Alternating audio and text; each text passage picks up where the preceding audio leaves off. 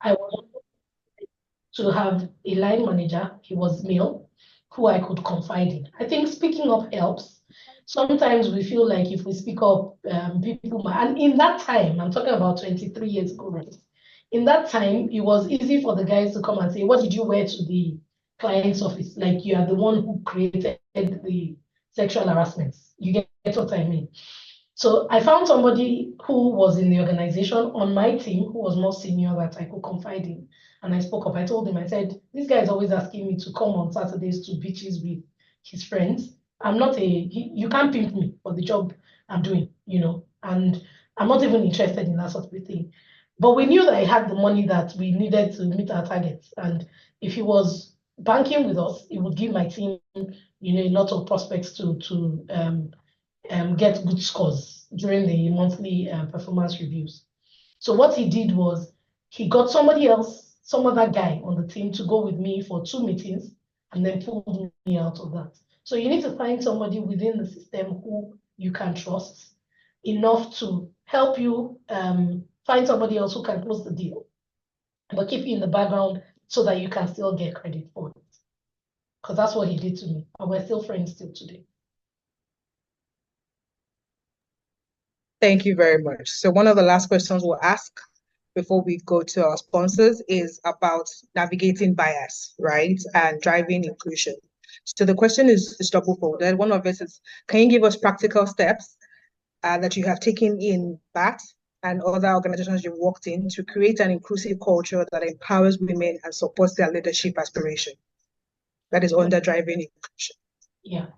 So, diversity and inclusion at BAT so there's a gender diversity, and then when we started talking about, so we set targets and we say, okay, we need to be deliberate about inflows into marketing because your marketing pipeline stems from sales, stems from commercial, and it's usually tough to find women who want to do that job. You drive hours and hours to make a call, to make a sale, even if they came in wanting the job, when they start raising their families, we see that they start to drop out. So we said we needed to put plans in place to support them.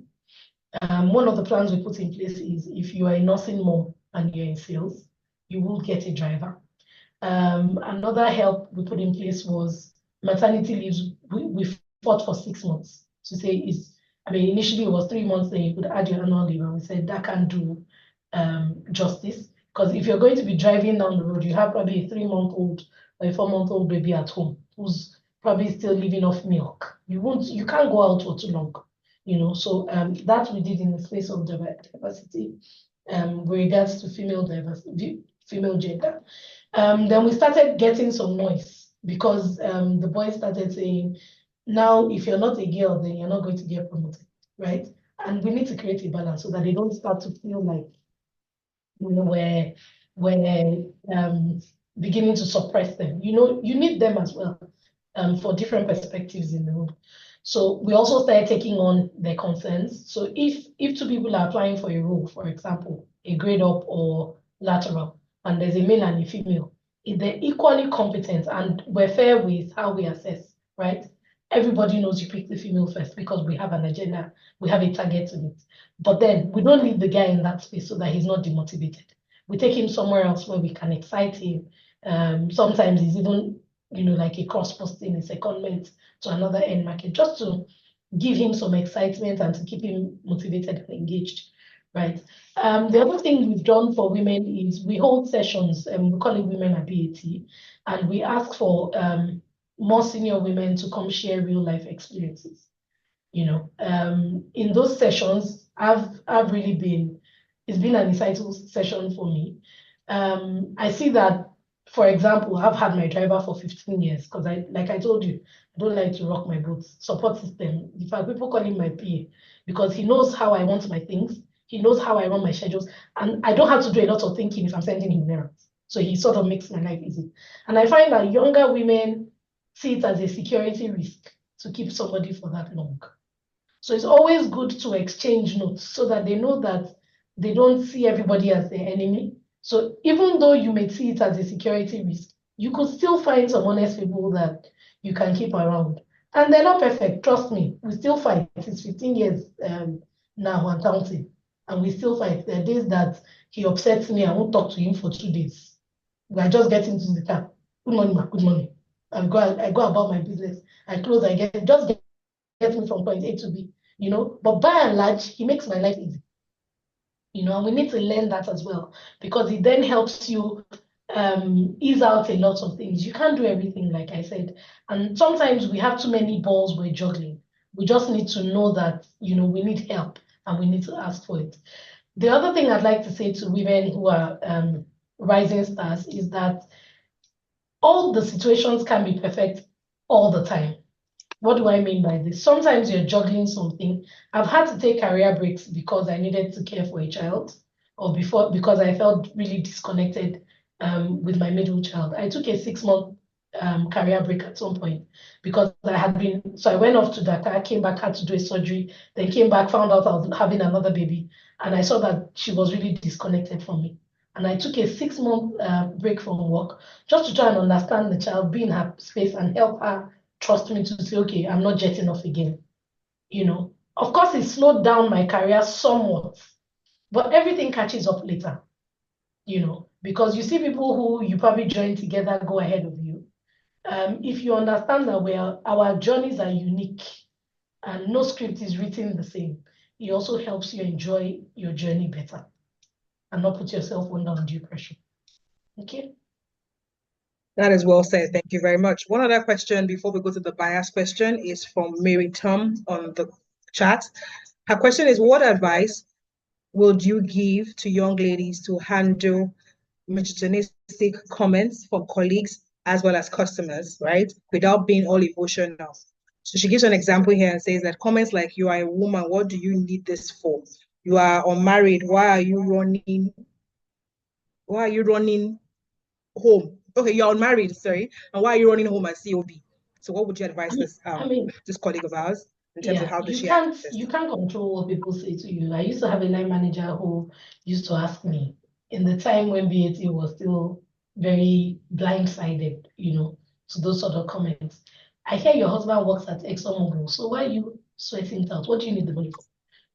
There were days I ignored him, and there were days I scolded him, depending on how I felt.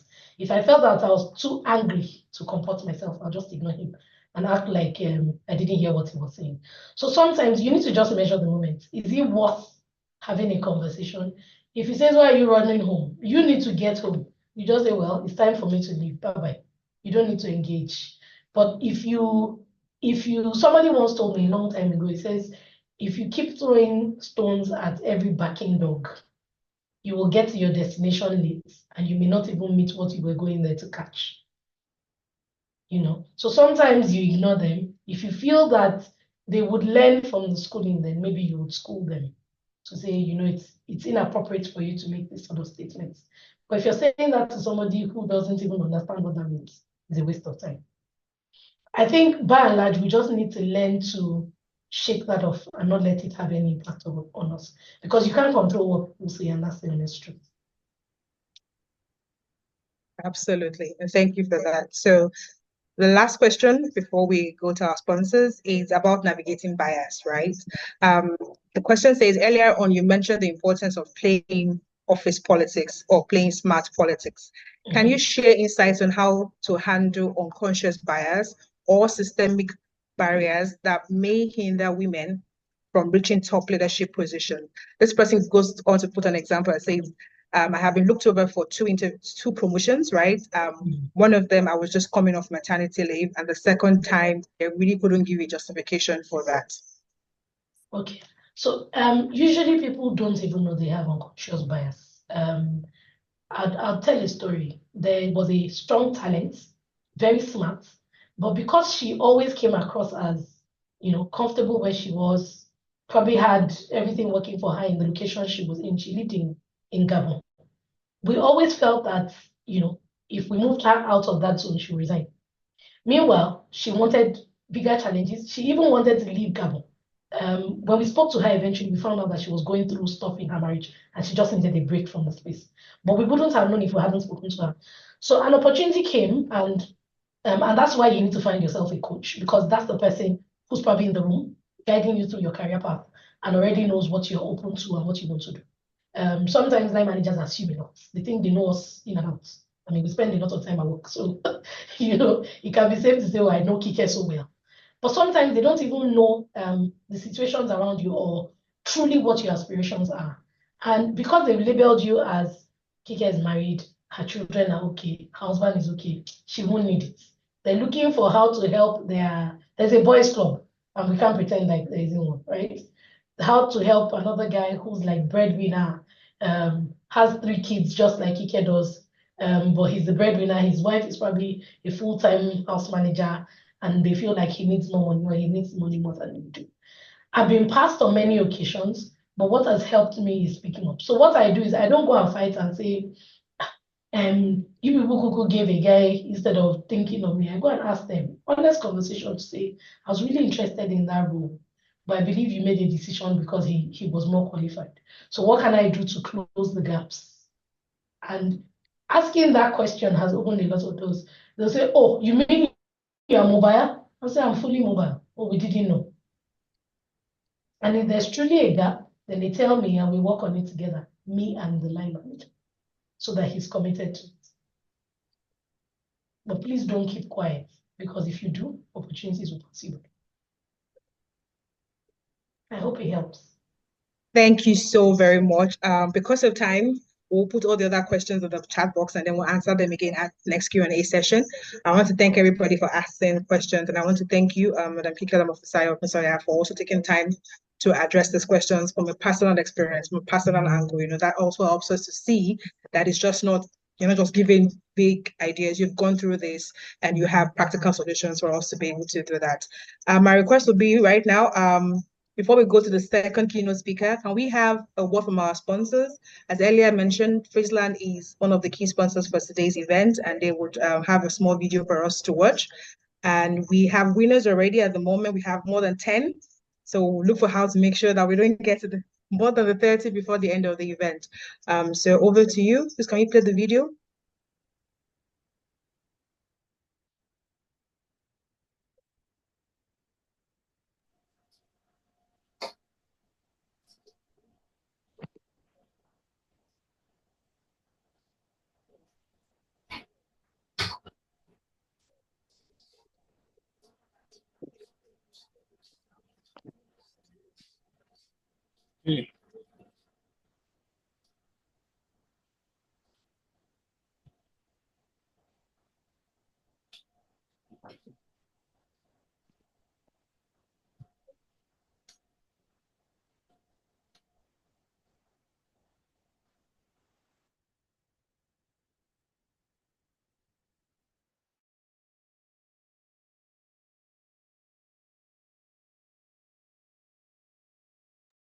Okay, so I think we're having a bit of technical issues, but again, Peak Milk is part of our major sponsors for today. As you are all aware, Friesland is a big company in the FMCG space. And so to all our winners, we'll definitely be reaching out to you to receive your gift before the end of the event. We'll definitely drop you a direct message, and then after the event, we'll reach out with your parcels. Now, permit me, ladies and gentlemen on the call, to move on to the next event on our agenda for this afternoon, which is our second keynote speaker. Is that okay by everyone?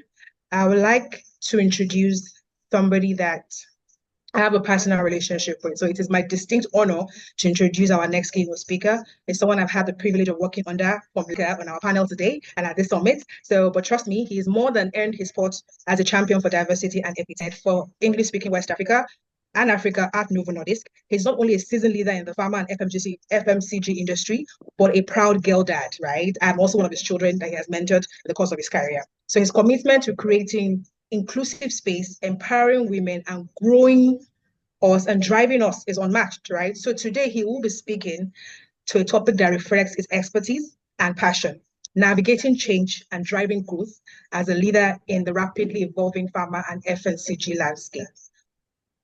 Let us give a warm welcome using our emojis and our thumbs up as all that we have to welcome an advocate, a trailblazer for progress, for women empowerment, someone that believes in adding value to women, not only because he's a girl dad, like I said earlier, but because he's passionate about driving equity, driving diversity, also as well as inclusion.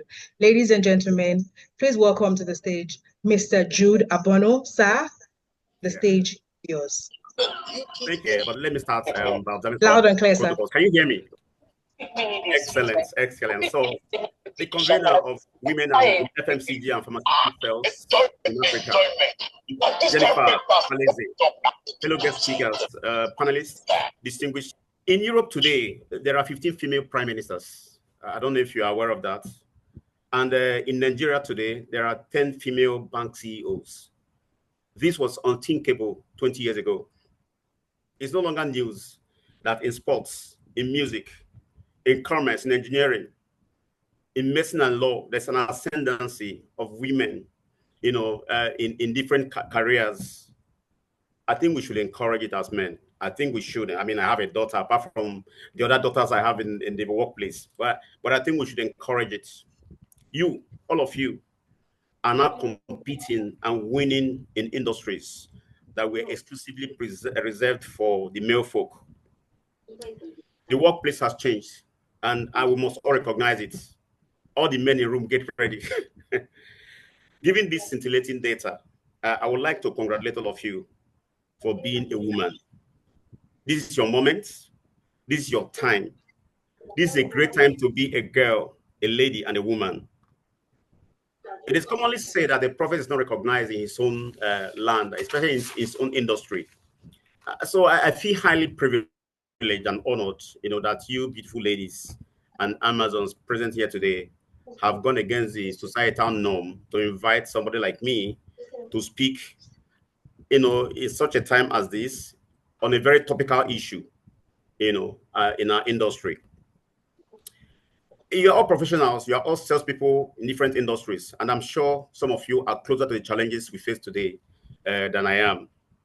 But I'd like to pick some words from Jim Collins, who said that the best students are not the ones who believe everything their teachers teach them, but the ones who go out and interrogate it, ask questions, and then challenge assumptions.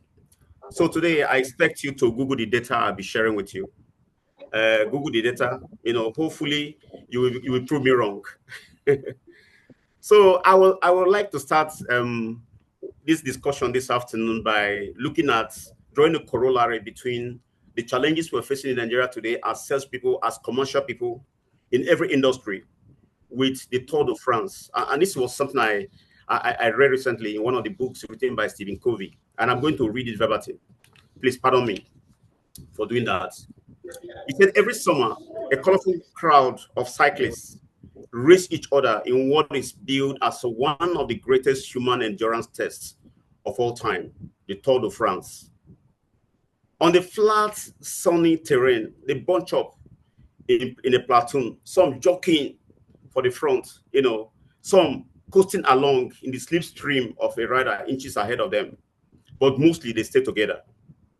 When the going is relatively easy, the platoon strings out, speeds along at predictable pace. Then comes the severe test of the mountains. Uncertain weather hits. And he says, and I quote, that even in July, the Alps can produce freezing rain and sleet.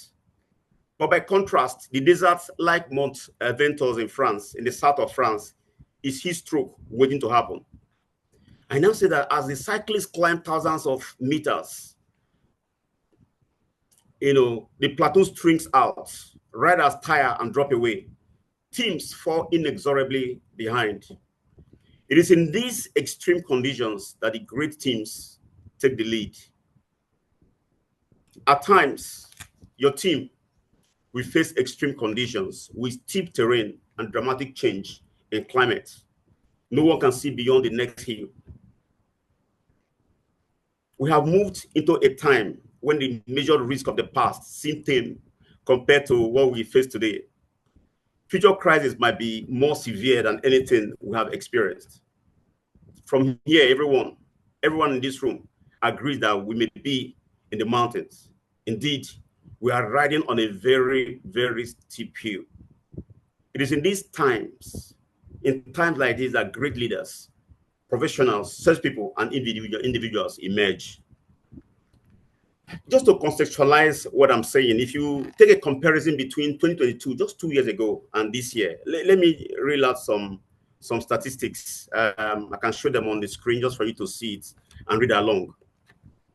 In 2022, exchange rate was 448 naira official rates and 650 to the dollar. Today, I think it's every day, but I think it's 1678 official, and the black market is 1724.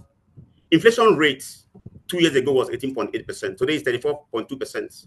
Lately, they said it was 33.8%. Poverty level was 63%. But by last year, we added 40 million more people to the poverty club. GDP per capita was 2,162 naira in 2022. Today, it's about 1,500 naira. Our GDP was 472. We're the richest country in Africa. But today we are number 4, number 5. Ladies and gentlemen, misery index has increased from 61.15 to 73.05. It's a combination of inflation rates and unemployment rates that gives you your misery index. It shows how poor and how miserable people are in a society. Now, I'm not reading out all this to make you despondent or lose hope. No, I'm saying all this because Nigeria, Africa, and indeed the rest of the world have changed forever. But we can still grow and thrive amid all these changes. We now live in a world called the VUCA world, where everything is volatile. You know, this was first described in 1987 by the U.S. Army War College. You know, they call the word VUCA, coined it from the word VUCA, volatility. U, there is uncertainty. C is complexity. And A is ambiguity. And as if this was not enough, they have added 2 more. 1, diversity and disruption. Okay, disruption. If a new technology comes tomorrow that changes the way, I mean, I sell insulin mostly.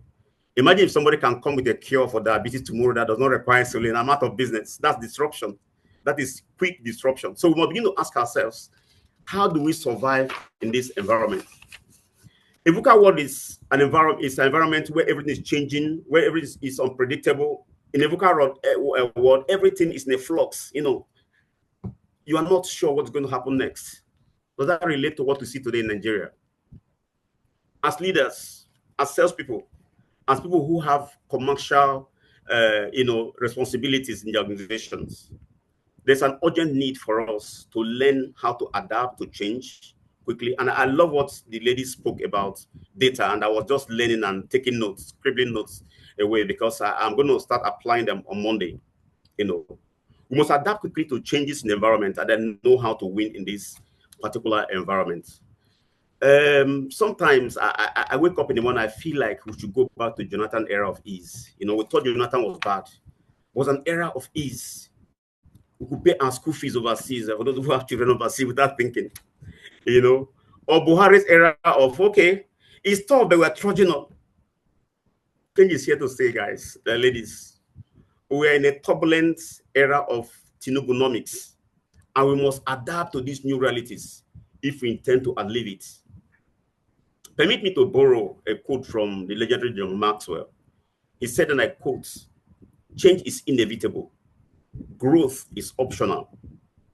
And I will add that growth is a choice that we should make deliberately on a daily basis. So, dear friends, you have a choice to make so that you don't become an obsolete woman or man in a changing world. Our nation has changed, and the rest of the world is changing even faster. In our various organizations, change comes in different forms and sizes with different names. Sometimes they call it total quality management, business process re-engineering, right sizing, restructuring, cultural change. You know, sometimes they call it blue ocean strategy, turnaround program, all sorts of names. Recently, we saw a political change in America that's going to change how we run things around the world. The question then is, how do we navigate the fast pace of change in our society? How do we achieve excellent results in our lives, in our businesses, and our career? And my answer is that it is very possible. all around us, we see businesses springing up, people, being promoted, new industries emerging. You too can thrive and succeed in this fast-changing world. But there is a price to pay. Sometimes a very big price to pay. There is work to be done. I like what Kikelomo, Julie, and the other lady who spoke regarding data. Let's go and learn data. I'm going to be speaking about it, because sometimes data sound, sometimes when you get the right data, it sounds like an oracle. It tells you what to do, and you just do it and you see results. But if you browse through the internet, if you take time to browse through the internet, you will see different models, that have been propounded for change management, like the Kubler-Ross change curve, the McKinsey 7S models, the PDCA model, the bridge transition model, you name it. ATCA model, quarter A-step model. There are many of them. But my first assignment for you this afternoon is after this lecture to go back and study these models and learn how they work and see how you can apply them, in your own work. So your second assignment for this afternoon, or the first assignment, is to go and Google them and then find out what they're all about. Okay, now let's look at the 10 hazards of a VUCA and an unpredictable world.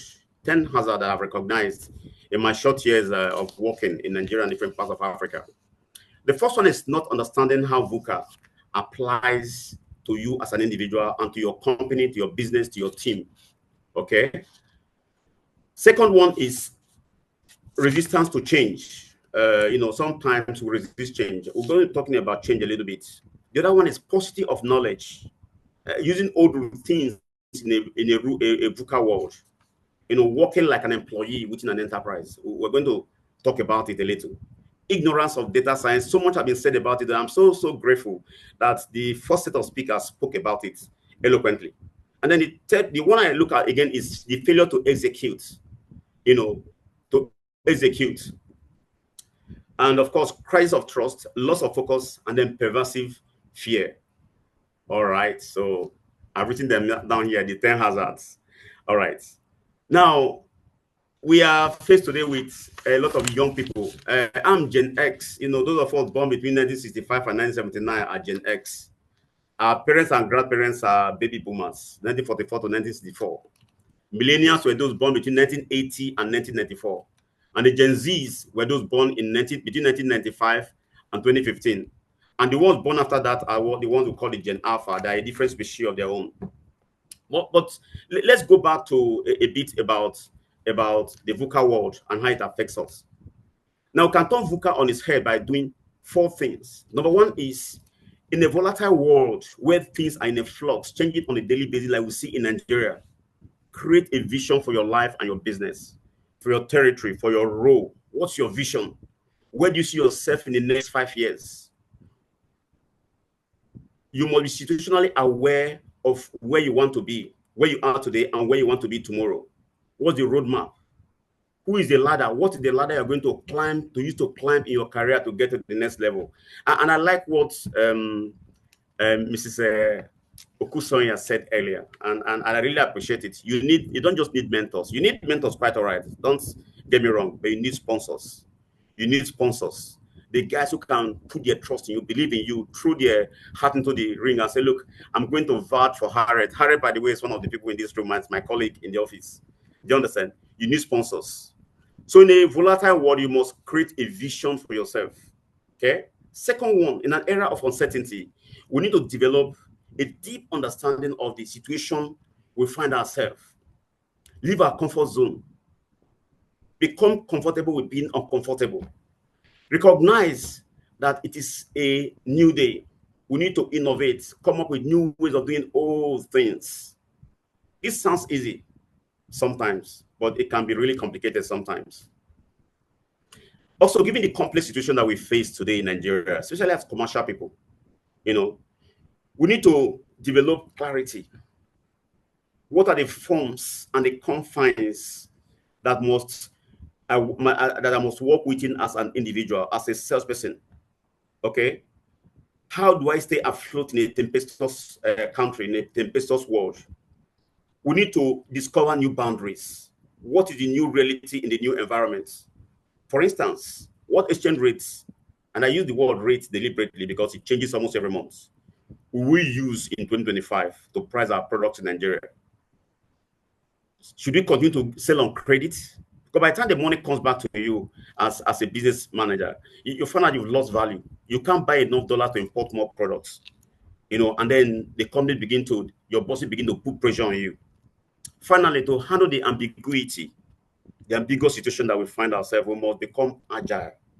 I'm going to be talking about learning later, but think on your feet. Decide the course of action and act quickly with fanatical discipline. I pronounce quickly like my grandfather. He says quickly, do it quickly. Secondly, we must love and embrace change. What do I mean by this? I'm sure we know people who have refused to change in their environment, who refuse to change, and what happened to them. How many of us have read the book, Who Moved My Cheese? I showed it some time ago. If you haven't read it, please go and buy it. It's cheap. It's less than 4,000 naira. Buy it and read it. Even if you have read it before, read it again. Moreover, there are also YouTube channels that have the video. So that's your assignment number 2.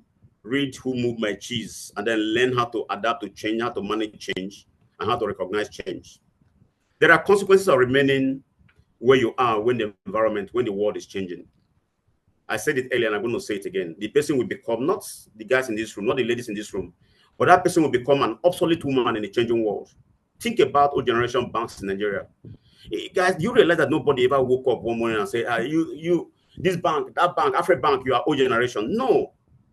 What happened to them was that when the likes of Zenith Bank and GTB came into the scene without seats in their banking hall, without tallies for you to queue and get your money, but by them coming with new technology, what they basically did was to make these guys look old. So suddenly we began to see the older banks who were still stuck in their old way of doing things as the old generation banks. So we still call some of them old generation banks today, and some of us will never bank with them. Okay, I mean, some of us who were of working age in 2001 will remember when the GSM revolution came into Nigeria. Everybody wanted to work for Nokia. I remember I applied twice and I went for the interview. They said I didn't have technological skills, so they didn't take me. They were the rave of the moment. You can also mention the likes of Motorola and BlackBerry. Where are they today? Ladies and gentlemen, change happened to them. Change happened to them. I still remember vividly how my dad would come to my inter-house sport when I was in secondary school and take pictures of me and my friends in the late 70s and early 80s with a Kodak camera. We used to call it Polaroid camera. Then we print the pictures, wait and get, and we all rejoiced and shouted about it. It was like magic. Kodak owned the industry. But today, unfortunately, they are nowhere to be found. And the reason is very simple. A new technology came. Digital camera came, and they refused to adapt. So change happened to them. Tell you, we are in an information age, and I'm sure so much has been said about information today, where the skill sets that people of my generation, people who are my age, in their 50s, used so many years ago to manage people, to detail, are now obsolete. Sometimes when I look at the sales managers in my company, I wonder the kind of thing they do now. Can I even do it? Because in our own days, we didn't have computer, we didn't have IO Engage, we didn't have Power BI, we didn't have co-pilots. But now they have to use data to analyze their sales figure, not just the sales, how the doctors are climbing the adoption ladder. Nobody knew about adoption ladder in my time. But those things are happening. More importantly, you have a new species of beings in your company. The Gen Zs and the Gen Alpha. By the way, next year, Gen Alpha will join the workforce. And when these guys join the workforce, you need to know how to work with them. I don't have enough time. I'll explain to you a few things about how to work with Gen Alphas. So if you, for instance, in my own days, it was command and control. If I say sit down, you sit down there. But today, if you tell a Gen Z person to sit down, he will tell you, why should I sit down? If you shut at them, they report you to the headquarters. I know what that means. They'll say you are harassing them, and that may cost you your job. So to be relevant today, you must be on the bleeding edge of learning and applying the new skills.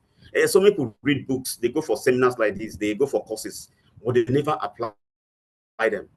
You know, each time you read a book, have a journal beside you where you write the things that you're going to apply from tomorrow. It's estimated that baby boomers will constitute just about 6% of the workforce from next year, while the millennials, that's the Gen Alpha, Gen Z, and Gen Alpha, will constitute about 75 to 80% of the workforce. Businesses and individuals like you and I must understand that these demographic are the digital natives.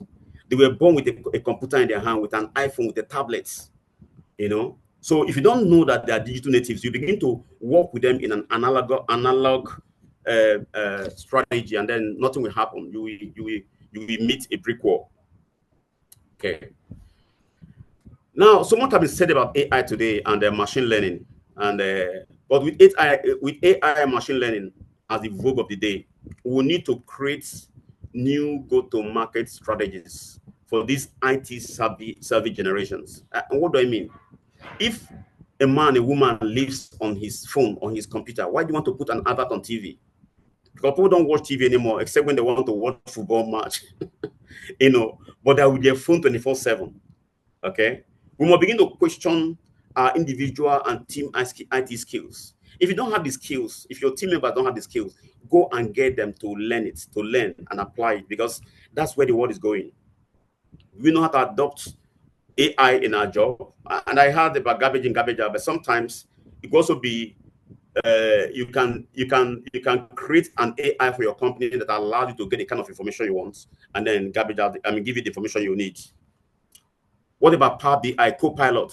How can I use it in my day-to-day analysis of sales and other data, you know, for my presentations? Okay, it's something that we can think about. We must learn how to use the omni-channel. If you're going to grow yourselves and you think it's by calling on your 20 doctors or 10 doctors a day, 10 customers a day, you're joking. We must use the omni-channel to reach our emerging customers, who are now mostly millennials. I've said that earlier. They live on their phones and on their tablets. So I urge you to adapt your communication material to suit the channels where your customers, you know, watch movies, do social network and all that. Okay. So Henry Ford said, and I quote, that anyone who stops learning is old, whether you are 20 or 80. Anyone who keeps learning stays young. The greatest thing in life is to keep your mind young. So I urge you to please keep learning. Don't stop learning. Unlearn some things and then relearn some things. That's how you grow. The concept and ideas I'm sharing in this short conversation are not highfalutin. They're not esoteric. They're not out of this world. But they must begin with our routine.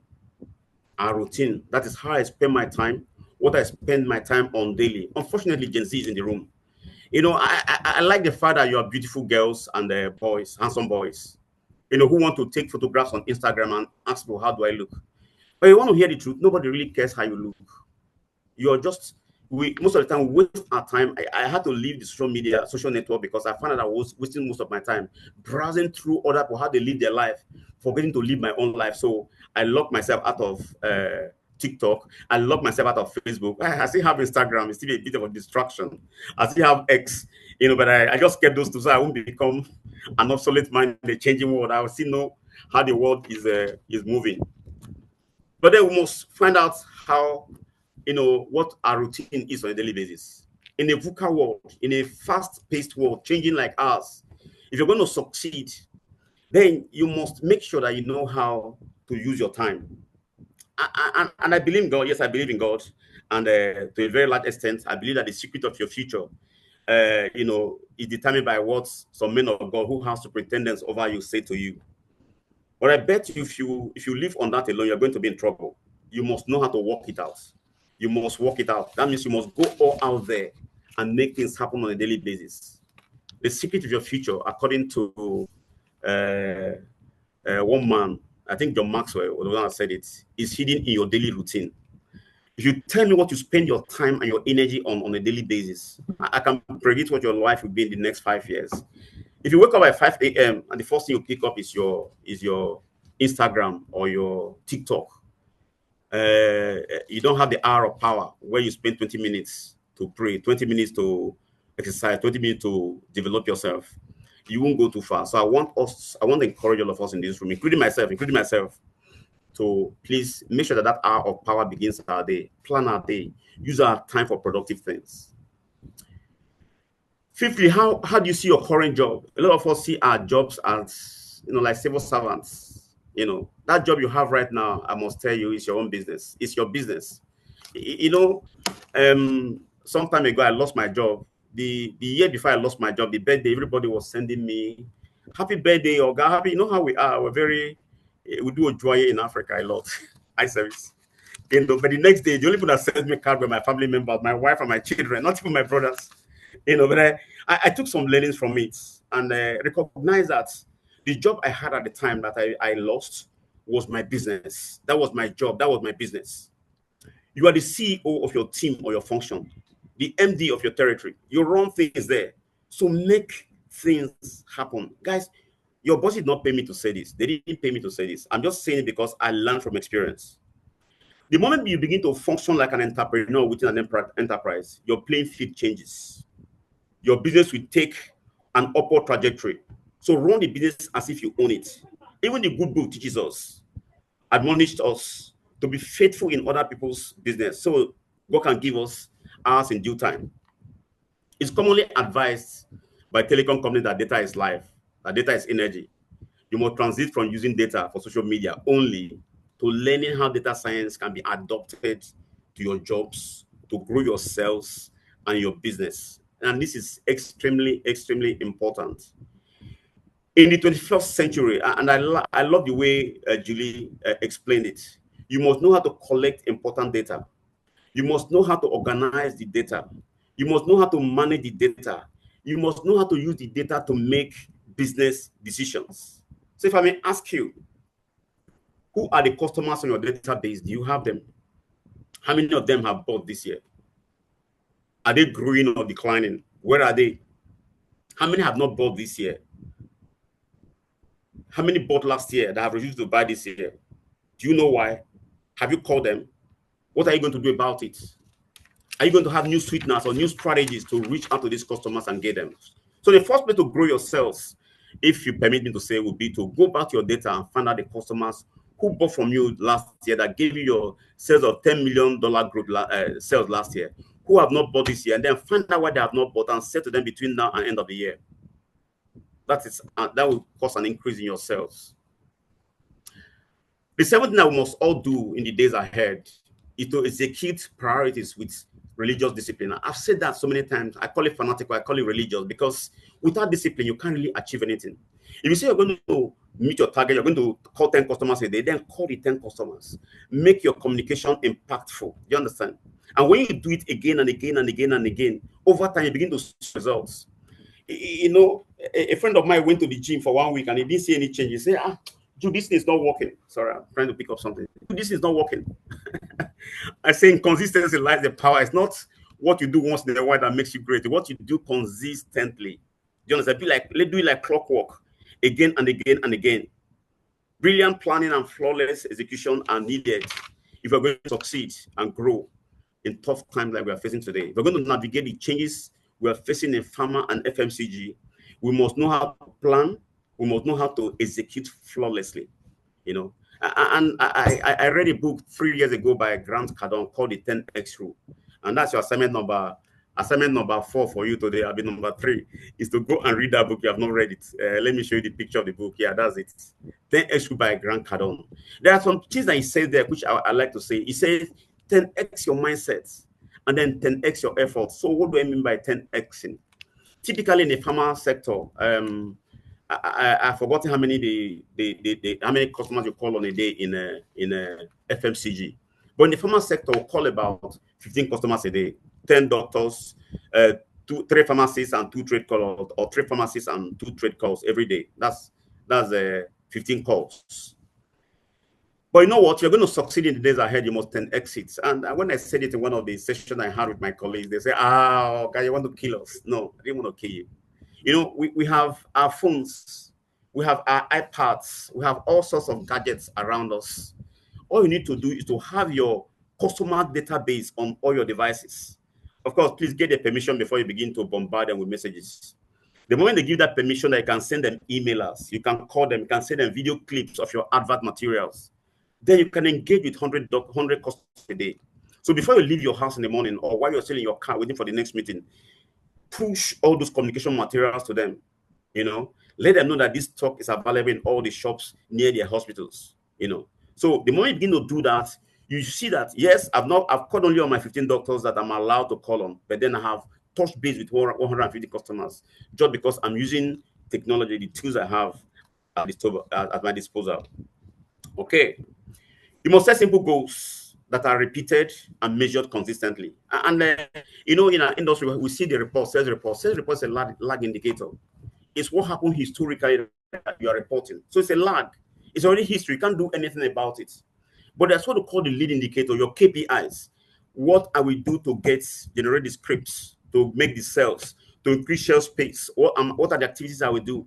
Now, if you tighten your nose on those activities, as a manager, as a salesperson, as a commercial person, as a marketing person, and then you begin to do it consistently, over time, by the time the report comes out, you see a better result. And I'm telling you that this thing works like magic.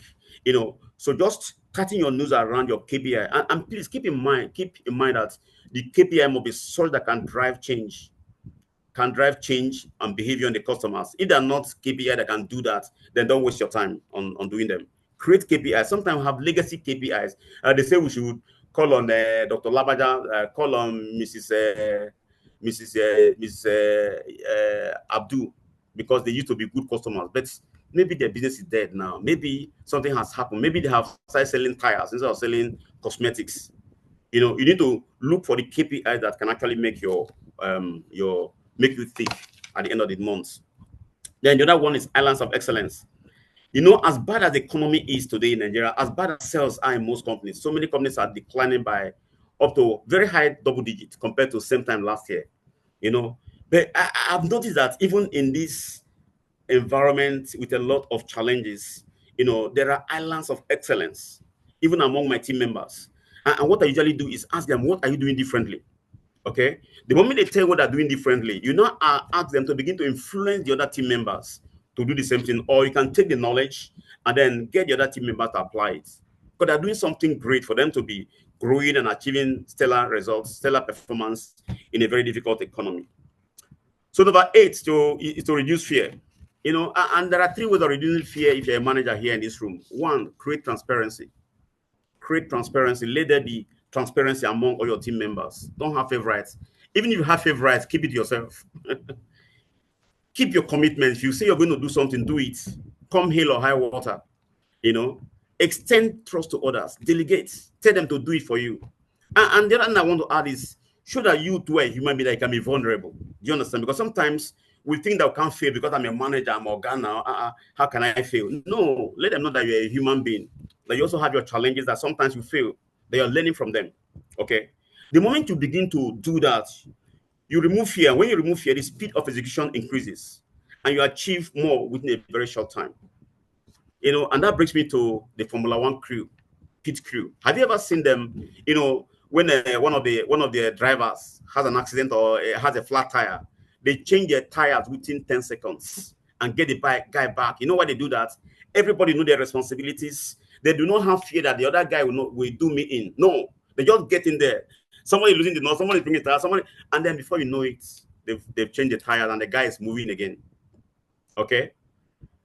So the ninth thing that we must do is to produce predictable results, grow our businesses in a VUCA environment, in an environment that is affected by all the challenges that we have stated today in Nigeria, is to avoid distractions and stay focused. It is so easy to get distracted with the noise around us. To prevent this from happening, I picked some learnings from my childhood storybook about the hare and the tortoise. And what I would like to say is, you must move every day with the steadfastness of the tortoise. In other words, don't get distracted. There's so many distractions, on the street, on the road of life. Don't let them distract you. But then you must move with the speed of the deer. When you combine these 2 things, steadfastness and speed, I doubt if anybody can beat you. You see yourselves grow, you see your business grow. Okay. Finally, Finally, in unpredictable times, we must achieve more with less. You know, asking now, are there some programs that we're doing right now, legacy activity that we must drop? Yes, drop them. If they're not adding value, throw them away. You know, and I said, don't just cut back. Instead, simplify and reduce complexities, you know, that the customers and the employers don't want and does not create value. Run activities that have great return on investments, you know, not just things that are legacy activities that you just do because, oh, we have been doing it now. We did it last year. When we did it last year, 10 customers came. You know how we talk in our sales meetings. So finally, I've said a lot of things this afternoon, and somebody will be asking me, Jude, you've said so many things, and I'm a bit too many things, too many topics. Yes. What can I do from tomorrow to grow myself, to grow my business? What can I do? Well, if you must prevent change from happening to you, I will conclude by saying, one, go back to the basics. What are the basics that we have as salespeople, as commercial people? Go out there and see customers every day, either face to face, belly to belly, or engage them with your phones, engage them with your tablets from your computer. But make sure you're engaging with the customer. Don't neglect them, because if you do, a competitor is waiting to prey on them, to take them from you. Okay? So when you feel like sleeping longer or wasting some more time on the internet doing Instagram, go out and see more customers. This gentleman talked about a research done in a school in America, where he said that salespeople work for only 90 minutes a day. 90 minutes. You know, if you look at the time that you engage customers, that is face-to-face engagement with the customers, it's about 90 minutes. Not the time you drive, plan, meet in your office before you leave, the time you spend. And what I'm just saying is double that time, triple that time. If you triple it and begin to see more customers, you achieve better results. And he gave us told a story of how a company, a new manager was appointed. He found out that the salespeople were sitting in the office. There's no customer in the office, guys, ladies. No customer in the office. So what did he do? He waited for everybody to leave on Friday. So he asked the admin manager, remove all the chairs in this office. So when they came back for their early morning Monday meeting, he told them, okay, you were asking, where's my seat? Where's my desk? And everybody was confused. He just told them that where are the customers? Please show me the customer in this room.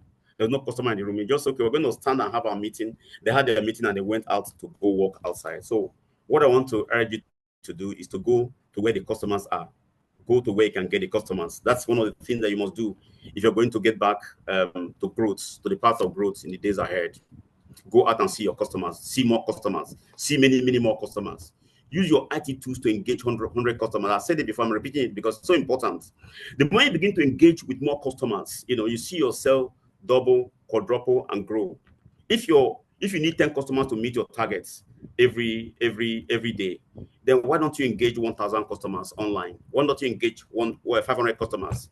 10x your mindset. Oh, some of us are so teeny winning minded. We just feel that we cannot sell the target that they gave to us. No, you don't need to reduce your targets. You need to increase your efforts, and it begins in your mind. You know, if you say you can achieve it, then you can achieve it. But if you don't believe you can achieve it, nothing will happen. You will not achieve it, and promotion will pass you by, and all that. Incentives will pass you by. But if you begin to have in your mind that, look, this is achievable, but I'm going to increase my effort, I'm going to increase my activities, see more customers, go to new places that I've never been before, you achieve greater results. So, and I want to say this now, Grant Cardone said in that book I told you about, 10x rule. He said that the fact that Microsoft became successful did not prevent Apple from coming out and becoming very successful with the iPhone and the iPads. And because iPad was very successful, did not prevent Facebook from succeeding. And because Facebook succeeded, did not prevent TikTok from making the waves now. So success is abundant. What you need to do is ask yourself, where can I get this success? And they are all around us. The moment you identify a problem, come up with a solution based on the kind of product you produce and market, and then you succeed. Always remember that change is inevitable, but growth is your choice. So I want to encourage you to make that change today. Apply some of the nuggets of truth that we've shared this afternoon, and then keep winning, keep growing. Thank you very much.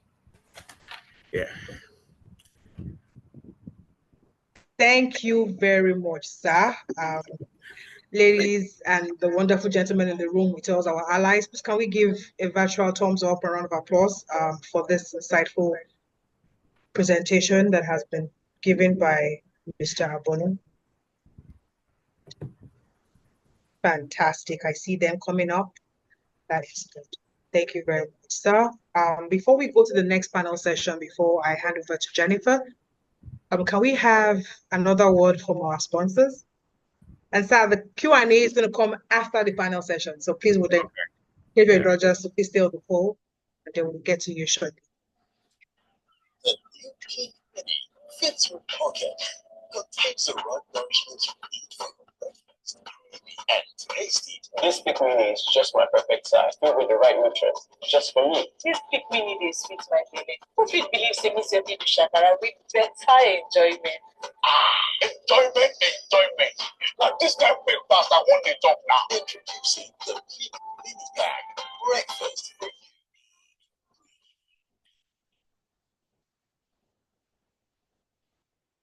Thank you very much. One of the reasons why we're able to have this event again is because one of our headline sponsors, which is Peak Milk, and to every other person, the panelists, the speakers, of course, contributing to this event. Hi, Jennifer, are you around? Hi, yes, I am. Okay, so I'd like to hand over to you for the second panel session, if that's okay. Sure. All right, over to you, Jennifer. Thank you. Okay. Hello, everyone, and welcome back again. I hope we're having a great time, a time as great as I am, listening to all the speakers and, grabbing as much as we can, because this session feels like it should be of like a paid session, but we're getting all this information for free.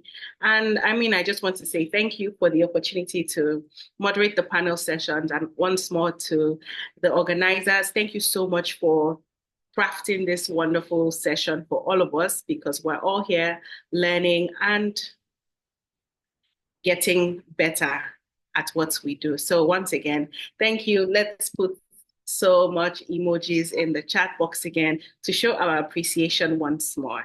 So we're moving on to the next panel session, which is titled Developing Emotional Intelligence, a key skill for future sales leaders. And per usual, my name is Jennifer Isiaba-Kraga, and I'm still your moderator for today. As somebody who's very passionate about fostering leadership and innovation, I believe emotional intelligence, or EQ as it's fondly called, is a secret sauce that, distinguishes good leaders from great leaders. And in sales, where relationships and resilience are literally everything, EQ isn't just nice to have, it's very essential. So today we're going to dive into this critical skill with three incredible women who have mastered the art of EQ in their leadership journeys. So let's meet them. And we're going to try and wrap this all up in the next 30 minutes, 35 minutes. And so I'm counting everybody to be our timekeepers today. So first up, we have Damilola Sola-Balogun, who's a trade marketing lead with a knack for leveraging EQ to craft impactful marketing strategies and foster collaboration. Damilola believes in the power of storytelling and human connection, something that we cannot wait to hear more about as she speaks to us. We also have Mary Jo Ihejirika, who's a leader who exemplifies empathy and authenticity in sales management. Mary Jo has a unique approach to building strong, resilient teams by combining emotional intelligence with strategic leadership. And then also on the team, we have Nkechi Ukaiwe. She has over 18 years of experience and wealth of knowledge on fostering high-performing teams and driving a positive sales culture. Her expertise in motivating teams and future EQ is unmatched.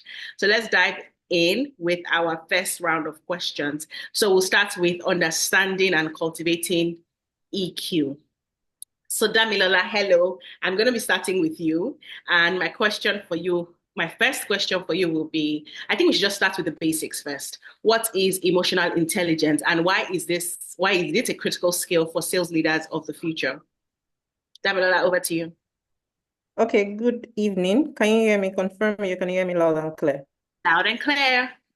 Okay, good evening, everyone. And it's a great privilege to be here to learn, and then also relearn some things. It's been an awesome moment through and through since I joined the call, and I've learned a lot of things. So thank you to everyone who put into effort to organize this event. And over to the question that was asked, emotional intelligence here. So I'd say that emotional intelligence is your ability to understand your own emotions, first off, yeah? And then again, as well to understand other people's emotions in order to be able to influence their decision. And then I would say that emotional intelligence comprises of four major factors. The first one is self-awareness. That is where you own and sit yourself and then reflect on what you do to understand your own emotions and how it impacts your behavior and as a sales leader, the behavior of your team as well. Now, the second thing is self-regulation, yeah? And for self-regulation, I would say is your ability to manage your emotions, right? You know that there are sometimes that you are in a situation and the first point of call is your first action will be to shout, and then you're able to withhold and not react. That is what I call self-regulation. Another thing is your social skills, right? It is like the capacity to build and maintain strong relationship. And for salespeople, the key thing, even in trade marketing, the key thing is you're able to maintain relationship, you're able to build relationship and nurture the relationship in order for you to be able to get results. It is very important. It's a very important skill for a salesperson to be able to build the right relationship. Now, and the last thing, but not the least, is empathy, right? That's your ability to understand and share the feelings of other people. For sales, there are times that you really cannot relate to the things that people are going through, but because that person is going through that moment, whether your sales team, whether a team member, whether your associates, whether your customer, you need to be able to put yourself in their shoes and then dissect that feelings and then also relate to them on that level. Now, the second thing, the second part of the question says, why is it critical for a sales leader to be emotionally intelligent? Now, it is critical because today's sales, and I'm sure that Jude mentioned while he was presenting, is complex and is competitive. And that's how the landscape is designed now. It is not the traditional sales anymore. It has evolved, right? So traditional sales skills is not enough. So that's where emotional intelligence emerged, right? And it's critical for sales leaders because, first off, you want to build strong relationship with your team, with your potential customers, with your existing customers. You want to have good relationship with them. Another thing you want to have is effective communication, and that's not going to happen if you're not emotionally intelligent. And I'll paint a scenario.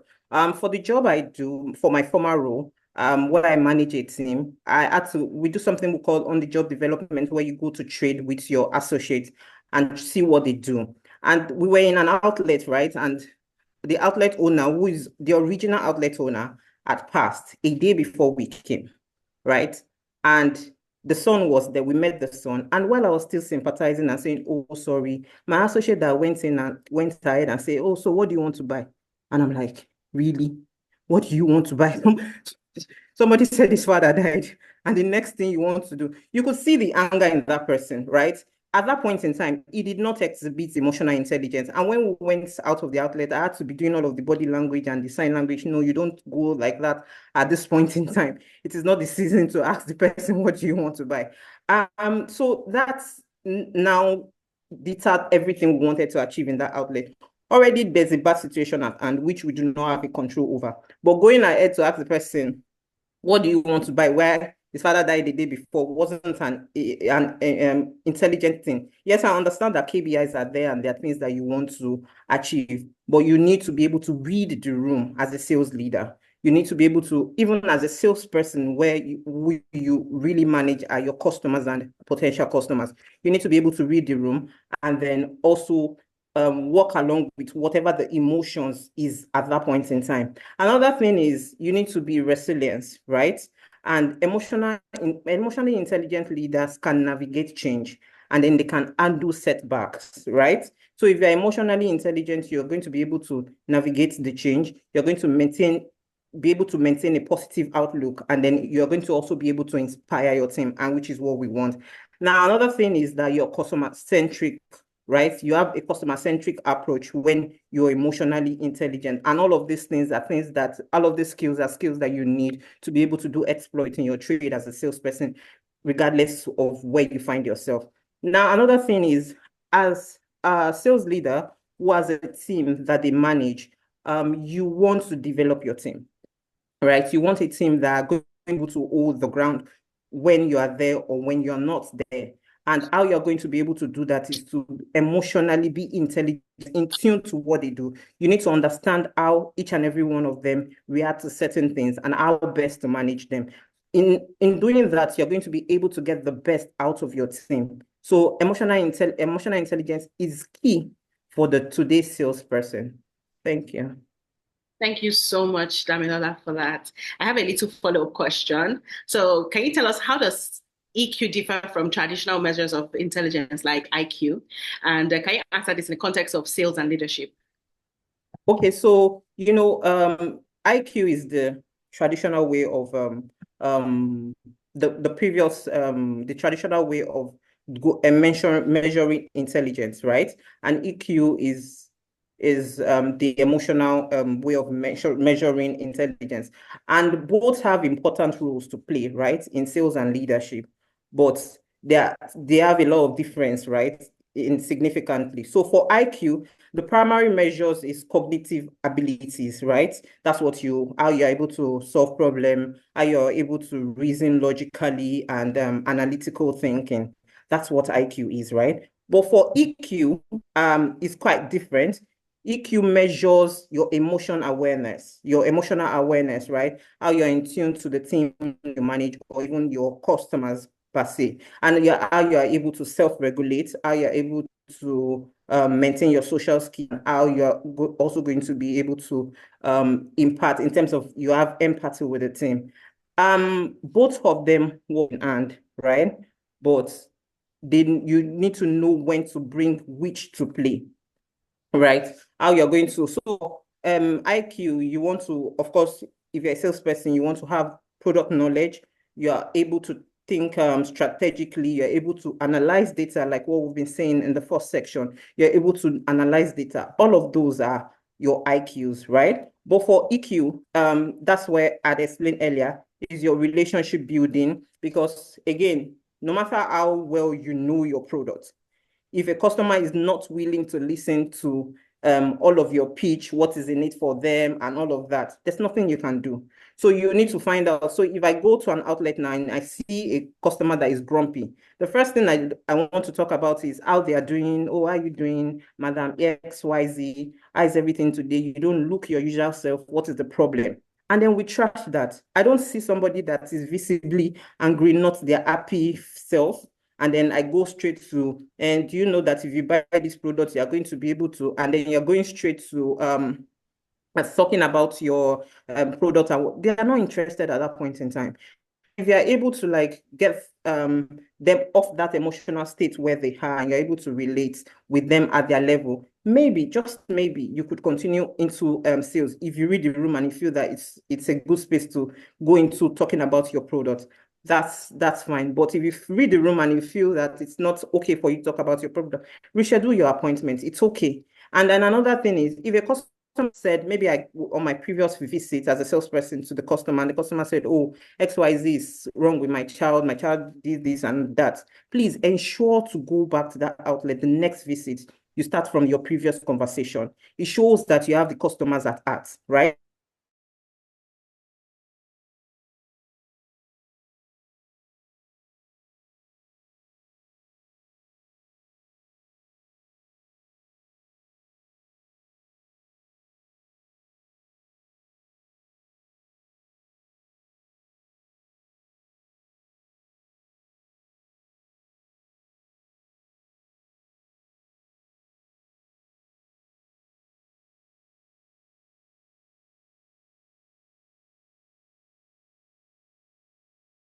maybe. And I'm moving now to Mary Jo. Hi, Mary Jo. Please, you're up next, and I want to ask you, can you briefly speak about managing emotions under pressure? This is a big challenge for any leader. How would you model emotional regulation as a leader, and what impact has this had on your team's resilience? So if you can just touch on a little bit for us, that'd be nice. Thank you very much. I hope everybody can hear me. Yes, we can hear you, but it's really low. Okay, maybe we should just adjust a bit. Is it better now? Thank you. Yes, it's better now. Can you hear me now? We can hear you. Okay. Yeah. Okay, thank you. Thank you. Thank you for having me here. Straight to the question. Modeling emotional regulation. It's all about managing emotions. The emotions personally from oneself, and then also being mindful of other people's emotions, how we try to react to them. I would say before now, I got into sales. I used to be what we call a hot-tempered person. So I'm always very concerned about what people say. And if it doesn't align with what my opinion is, I end up fighting with you, or keep malice, or I just shut up sometimes, you know. So now I was moving into sales, and I was discovering that it was a different platform entirely. I was going to be seeing a lot of people with different attitudes, with different characters, and I had a goal, I had an objective. So what am I going to do to ensure that I actually achieve that objective while also leading a team? So some of the strategies I would say I modeled to be able to develop emotional regulation was that I was aware of my own emotions. Now I discovered the stressors that I had. I also identified some of the things that triggers certain actions that I take. And so I put those things down and I started working on all of them. And that made me understand that if I am so impulsive in my responses, I may not be able to get the right answer, the right solution to my problem at the end of the day, especially when you are on the management table. It becomes extremely difficult. So I was self-aware of my own emotions. And secondly, I became very calm in my responses. So sometimes when we are in a forum of decision making, I take time to analyze the thoughts of others who have even come to the table. And I begin to start picking them and putting in my own ideas into that connection. I'm able to develop a beautiful decision, or a decision that will make, build more clarity for the management to make the final, or pick up the final say from whatever has been placed on the table. And this has really helped because it's one of the things I have really modeled in emotional regulation, managing my own emotions and being mindful of others. Another thing I would say that I added to it was that I built in my communication skills. Now, because I am working with people and because I had the team also under me, I was able to try to develop better active listening skills, which was one thing that was lacking initially. So listening skills is very important. It helped me through the career. It also allowed me to be open-minded to my team members. They were able to express themselves, you know, to me. They were able to share their own emotions, how they felt, and I understood with them. And that's where empathy also comes in, which a lot of the speakers have talked about. Being empathetic, that also came. I modeled that in trying to manage emotions, and it absolutely worked. Now, empathy is not sympathy. Empathy is about putting yourself in the shoes of the person passing through that problem. And you know, most team members are very funny. Most times they come up with issues like, my car broke down, and that happened, and a lot of things, challenges, I didn't get floats, and all of that. And they post that as an obstacle or objection to achieving the goal you have pulled them through to do. So at the end of the day, they give excuses for that. But because you know that some of them may be true and may have hindered them from achieving their goals, you also have to be empathetic. Listen to them. Let them explain all that they need to explain. Then pick out the real points, the real reasons why some of the excuses they have placed on the table may not be tenable, or why those excuses may not be the reason why they shouldn't achieve the goal they have been sent or been paid to go to execute. So all of that put together has been able to help me manage emotions of others as well as my own emotions. Making good decisions is very, very critical. Good communication skills has also helped me to also achieve that. And understanding other people's emotions and not triggering them, making them go above board, also has helped in managing the emotions of others and also that of myself. Then to the second part of the question that talks about resilience. Now, if the team already understands that you're open-minded to them, they know you are empathetic, they know that you understand their emotions, they know also that you try to solve their problems. At the end of the day, you are building a more befitting environment for them. Now, they are more secured in their space. That's one. Two, they are always open to sharing their ideas. And sometimes, we say that one person cannot do it alone. So you need that team to give you your own results as either the line manager or the leader in charge of the team. So in that case, because of the environment you have created, they are able to come to you for everything. There's better job satisfaction, in the team. And you see them also practicing what you are practicing. They are able to manage their own emotions, which is one. Two, they're able to communicate better with the downline team, and they're able to solve their own problems. So whatever you are portraying to them with all these steps and strategies, it also reflects back to the line managers, or we call them middle managers, further down to the downlines, which are probably the reps or whatever when it comes to sales and marketing, to be able to understand how to manage their own emotions. Another thing I would also add is showing that you are not like a superstar. Yes, you cannot always get all the results. Also let them know that you can fail, which is what I also model.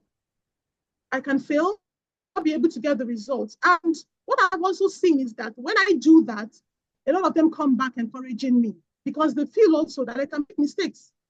And so more of their suggestions, more of their opinions are gathered together. And sometimes when you get that bottom up effect from them, you are able to get a better decision. You're able to put down a point to the management and you see your own decision, going further or being accepted by the team rather than others that have placed theirs spontaneously on the table. So I think that's what I would just say about that question, Jennifer. Thank you. You're welcome. Fantastic contribution. So we're moving to Nkechi, and I think I want to put a little spin on this. I know that we're getting a bit tired from sitting and looking at our computers. So we have a new timer to answer questions. Now there's a 2-minute timer on the question, but please feel free to spill if you have more to share. So hi, Nkechi. My question for you is, we all know that motivation is key in sales. Now, beyond just hitting targets, how can emotionally intelligent leaders inspire and motivate their sales team to achieve even greater results? All right, thank you very much. It's been a wonderful session so far. And it's really exciting to see a lot of people on the call, especially women who I have worked with for many years, and some I have just recently started to work with. I hope that we have all enjoyed the session as much as I have. Okay, so moving to the question, I want to just share something. Recently, I saw an ad, and I'm very happy that Kikelomo, the first speaker, when she was sharing her experience, she mentioned something about men and how they need to be allies, right?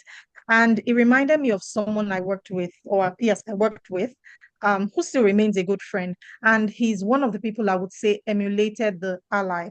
What do I mean? He usually will share with me videos or quotes and things about how women have excelled and how you can go far and above what you're currently doing to succeed.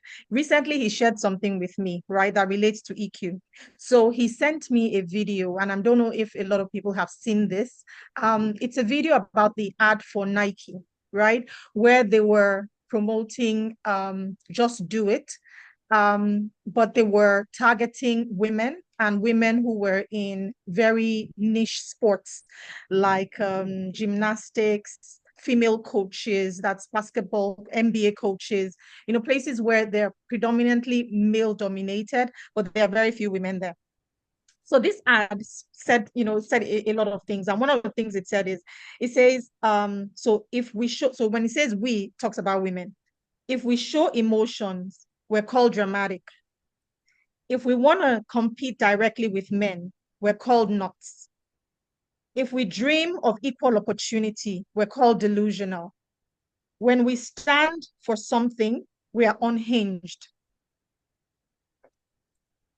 When we when we are too good at something, there's something wrong with us. And if we get angry, we are hysterical, we are irrational, or we are crazy.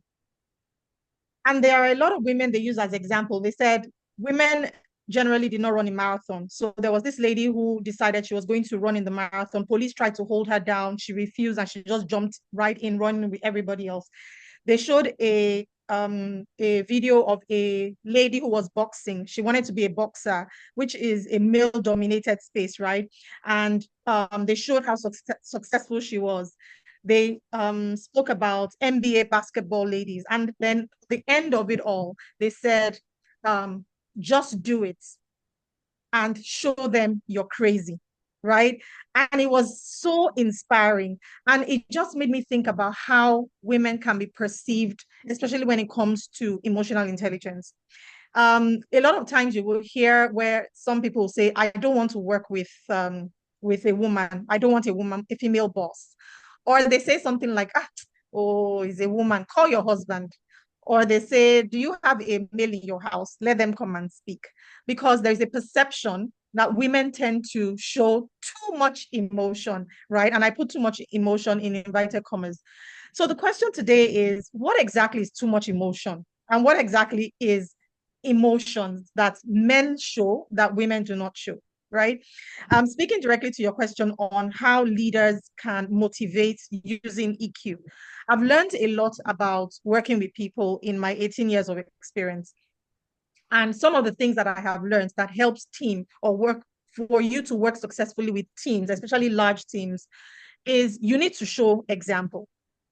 For you to be able to motivate your team and inspire them, you need to first show example of how you can have conversations that are not insulting, conversations that don't make the other person feel like they are less than you are. How you can show resilience in the face of difficulty, especially if you are in a space where people do not allow you to be able to show or do what it is that you are excellent at. How you can also show passion for what it is that you want to do, because something I think one of the speakers said is that, women bring their best to work. So generally, we're very passionate about whatever it is that we do. So you need to show you need to bring forth your own passion in whatever it is that you want to do. So you have to lead by example. The second thing is you need to also create an environment or a culture where people feel that they are safe. An environment where people can speak openly, comfortably, can give feedback, a culture of transparency, a culture of empathy, a culture of being able to communicate in a way that their leader can understand, or their leader understands. You can also show motivation and inspire your team members by also recognizing them. Any form of recognition, no matter how small, no matter how big, but showing that I see you, I hear you, I understand you, I appreciate you, I like what you did. It was good. It was excellent. Showing some form of recognition and acknowledgement of what that person has done in the smallest way, whether it's by kind gesture of giving gifts or by just looking into their eyes and telling them you did an excellent job, or I like that you showed courage, even if the person did not, do the best that they could at that time. But being able to recognize what someone has done is a way that you can motivate and inspire them using some form of emotional intelligence, especially when the person has not done a great job, or they have done the job, but maybe they didn't do it well. But the fact that they showed up, they did it, despite the way they felt, or despite the fact that people might think they didn't do something really great, right? But acknowledging and letting them know that I see you, I hear you, I understand, what you may have gone through to achieve this is, being able to inspire and motivate your team. Thank you. Fantastic. Okay, so we're moving to strategies for applying EQ in the workplace. Hi, Dami, I'm back again. Self-awareness is often called the foundation of emotional intelligence. Now, from your experience, what strategies can you share in 1 minute for cultivating self-awareness and EQ when navigating career growth? Okay, so I hope you can hear me, right? Clearly. Okay, so for self-awareness, right? And if you're trying to cultivate self-awareness and also to navigate your career through emotional intelligence as well. First things first, you want to do is a self-reflection. Like I mentioned earlier, who am I? How do I react to things? If this is the situation, what will be my go-to reaction, right? And then another thing while reflecting, right? One thing you want to put is you need to journal, write things down a lot. You need to, your thoughts, your feelings, your experiences, put everything down. Journaling helps. Another thing you want to do is mindful meditation, right? You need to always be aware of your present moment experience. Be present, right? Another thing is after that, you want to do personal assessment. Who am I? This thing that I did would have been the best situation, would have been the best reaction. Can I do it better? If I can do it better, what do I need to do to be able to do it better, right? So that will help you largely to help create self-awareness. Another thing you want to do is ask for feedback. Do a 360 degree feedback. Give feedback, ask people for feedback. This and this happened, this is how I reacted. Even people that were there, you can ask them, do you think what I did was good enough? Is there a way that I could have improved on myself, right? And also develop empathy. How do you develop empathy? You active listening. There are times that we listen to people just because we want to respond to them. There are sometimes that your team members, even when you know that, these team members and this is this team member and this is how they are going to do, they're full of excuses and all of that. Try to hear them out every time. It's not easy, but try to hear them out every time. Then another thing you want to do is perspective talking. Try to understand people's perspective, right? Even if you disagree, let them talk. Let them talk. There's a very common adage that says in every nonsense there's a sense, right? Let them talk. You're not always right yourself, right? So you need to always understand people, put yourself in their shoes, understand why their thought pattern is like that and why they're doing things like that, that would be their go-to reaction. And then you're able to put yourself in their shoes. And also train yourself to have empathy, right? There are workshops. You can participate in workshop, training program, and focus on emotional intelligence and developing your empathy. It's not always easy, especially when you have some team members that are laid back and would rather look for excuses rather than do their jobs. So it is not easy. We've all had our own fair share of some of those team members, but you need to also manage them, develop their talent to success. And the last thing, which is also not the least, is practice self-regulation. Right? Practice not reacting to things. I'm very quick to react to things. Me, myself, I'm very quick to react to some things. Like before you even land, I'm already, no, that's not how it works. But with time, having led people over the years, I understand that that's not always the best approach. You learn to hear people. And so sometimes they just, even when they're vital information they are supposed to share with you, because they know that you're not going to listen to them and they can predict your reaction. They don't come to you, right? So you need to practice self-regulation and also build strong relationship, continuous learning again. So read books about self-awareness, how to better your emotional intelligence, and how to be more to practice empathy more, right? And there are also trainings that you can take online. So Jude said earlier during his presentation is that you don't stop learning. If you stop learning, then you are hold. So every time you try as much as possible to pick up things What area am I trying to develop? And this goes on for our career as a whole. What area am I trying to develop in? What are the things that I need to have for me to be able to do better in this field? And then you go online, search for courses that would better your chances at becoming a better person, and then take them, and also try as much as possible to apply. People say knowledge is power, but I disagree. It is the application of knowledge that is power. Awesome. Thank you so much. So we're moving on to Mary Jo now. Hi, Mary Jo. Can you hear me? Yes, clearly I can. Thank you. I hear you. Yeah. So middle managers often have to balance expectations of senior management with the needs of their team members. Do you have any practical tips that you can share on how EQ can help navigate these challenging situations, especially during a crisis? Thank you very much, Jennifer. In the sales and marketing workplace, there's always crisis, somehow, because everybody is juggling here and there.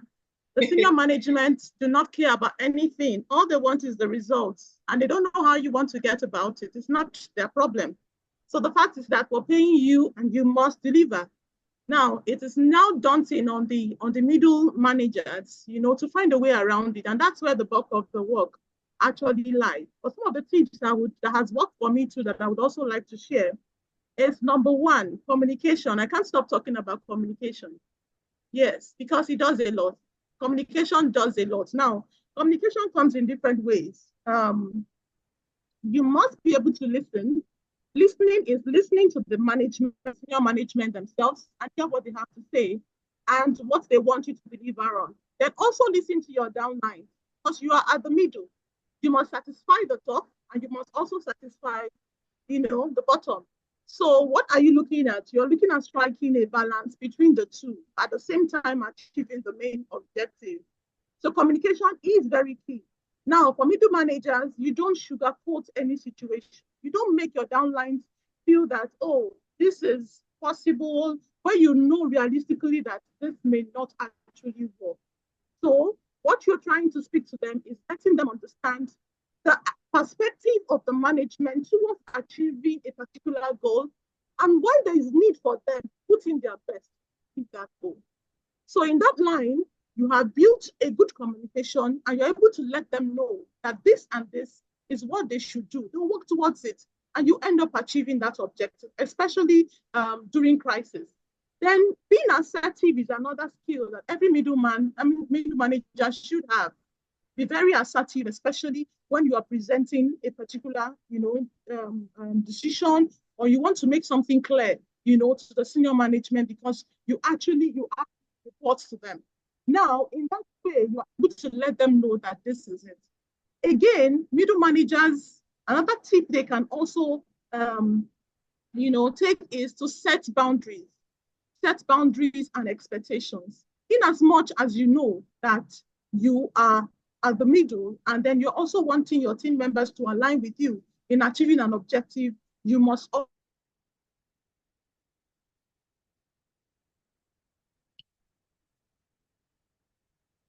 objective. And for emotional intelligence, I used to say it's not about suppressing the emotions, but it's about managing your emotions.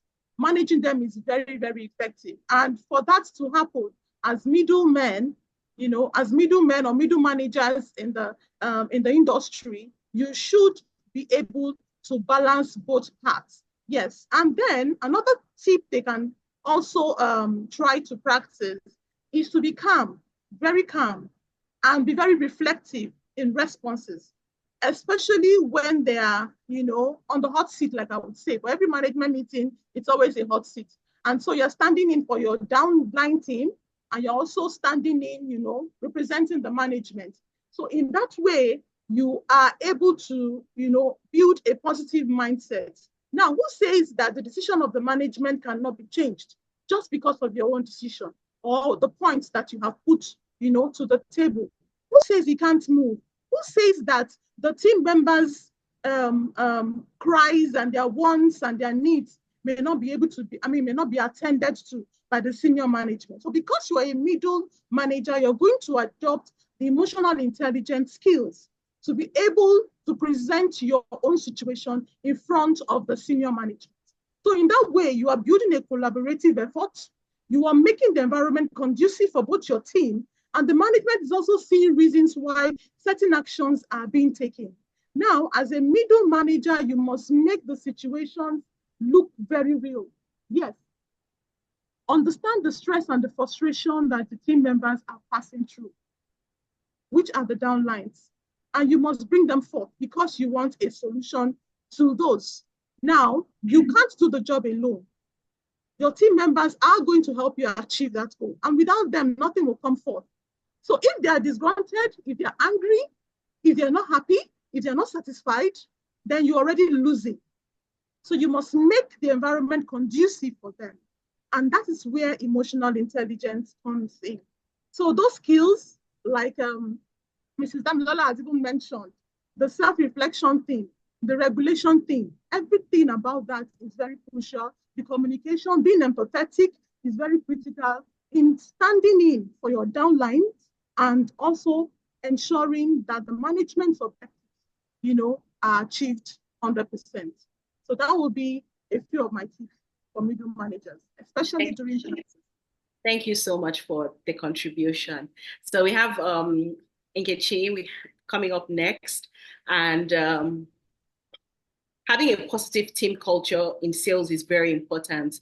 Can you share one way that you have leveraged EQ to build a high-performing sales culture? One of the things I have done is sharing experiences and story sharing, right? Having people share with the team, what they have been through in their own journey, other people sharing their experiences, especially about so many things. Like even this group right now is about sharing our experience and things that we have done. So, someone asked a question around, when I go in field, how do I handle when, male colleagues hit on me or my customer, hits on me or tries to toast me. Someone else asked something around, how do I manage a conversation when someone says to me that why am I running to go home? It's not like I'm married or I have kids or what have you. Or someone says something like, what do you need all that money for? It's just you, you're single. There's nothing you're using all that money for. Having people share their experiences also helps so that people understand the journeys that other people have been through, and it will help them to make some informed decisions when they find themselves in that sort of situation. Something that I also try to do is, feedback, and we've talked a lot about it. Damilola has mentioned it, Mary Jo has mentioned it, having feedback session, open, transparent feedback session where people can openly talk. As much as possible, like to foster a transparent, team where people are free to say as they feel, so that we can take learning from it, because we can only get better when people tell us what's happening. Sometimes the feedback may come very harsh, sometimes it comes in a very nice way. Someone has applied EQ, but sometimes people don't apply it. But it's important for people to feel transparent and learn from the conversations or the feedback that is also shared. I'd say one of the things that I also do is when it comes to mentorships and coaching, right? A lot of times the people I have worked with as bosses did not necessarily take me through structured coaching processes. So they didn't sit with me and go through all the steps of coaching. I had to learn on the job. So I just did as my boss did. That's basically how, I also learned. When I see him doing something or her doing something, I do it. If this is the way she does it, I do it that way when I find that it's something that has worked. So I also try to share with the teams to have people who they can emulate, and then also, have attach mentors to senior people to junior people, so that they can learn from them and understand how things can be, what they need to do to be able to act in a certain way, speak in a way that they can articulate their thoughts clearly and properly, so that people understand exactly what they want and how they're able to win, what they need to do to be able to win in the industry that they are working. These are some things that I have been able to leverage with the team. Fantastic. Thank you so much for that. This conversation has been very fired up, and I hope we're all as intrigued as I am with all the snippets being shared by the speakers. So we have come to the end, and we have about 2 minutes left on the clock. I have one more question for each of our amazing speakers. So I would like to say, can you please, the next set of questions, it would just be a one-liner to answer it. So I'll go around the speakers, and I'll start from Damilola. Looking ahead, what role do you think emotional intelligence will play in shaping the future of sales leadership in emerging markets like Africa's FMCG and pharmaceutical industries? You can just share a one-liner with us. Okay, so it is going to be a big one. Emotional intelligence works everywhere in your career, in your day-to-day life. Everything you do, it is important that you're emotionally intelligent, and it's going to open a lot of doors for you if you are able to put yourself in that space. So that will be all. I agree strongly with that. Okay, thank you so much. So we're moving to Mary Jo. One-liner, as young professionals, when they start their journey in leadership and in their careers, what specific steps can they take to cultivate their emotional intelligence skills to have long-term success? Just give us a one-liner, please. Jennifer, I wish I could give a one-liner to this, but I'll try. Yeah. I'll just try, because there are a lot actually for young professionals. They should learn to refrain from negative emotions, very important. Like Mr. Jude has said, reading, keep reading. Now, you don't look for perfection, just focus on growth. Continue to grow every day and look for one additional thing you want to add to your life. You understand, and keep learning. Now, emotional intelligence, it's not, you were not born with it actually. So it's a skill, and it will continue to evolve, and you continue to grow with it. So all of this, I think, would help young professionals. Thank you. Thank you so much.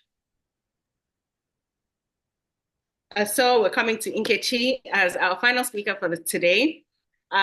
Share with us your one-liner. How do you see the role of EQ evolving for sales leaders? And maybe just one word you would like to give to the next generation of sales professionals on future-proofing their EQ capabilities. Okay, so I'd say that future leaders need to learn diversity. We need to learn diversity. There are a lot of people with a lot of different perspectives. There are people with different cultures, people with different thinking from you, people who do things differently from you. It's so important for us to respect and embrace diversity, first of all, especially when going through this journey, right? The second I would say is practice self-awareness.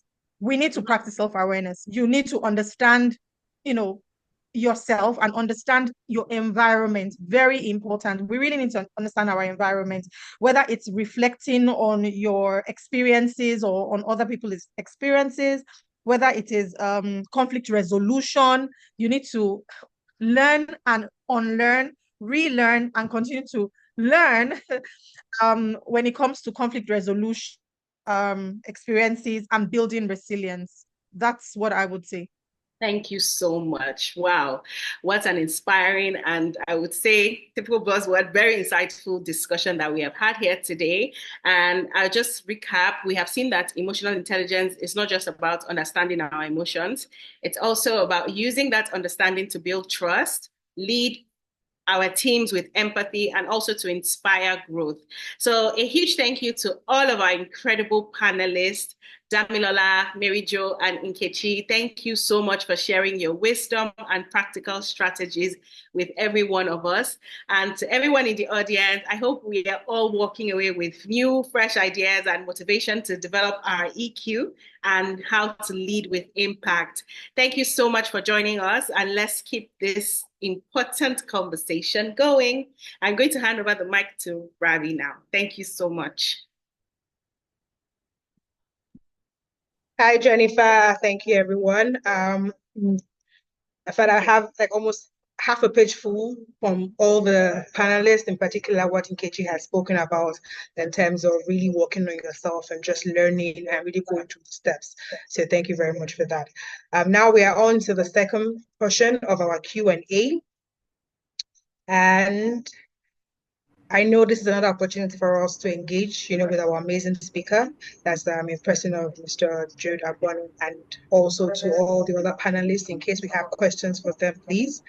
So if you have questions, you need clarity, now is the time to drop it in the chat session. You can raise your hand if you want to ask the question directly. You can direct message me the messages or the questions as well.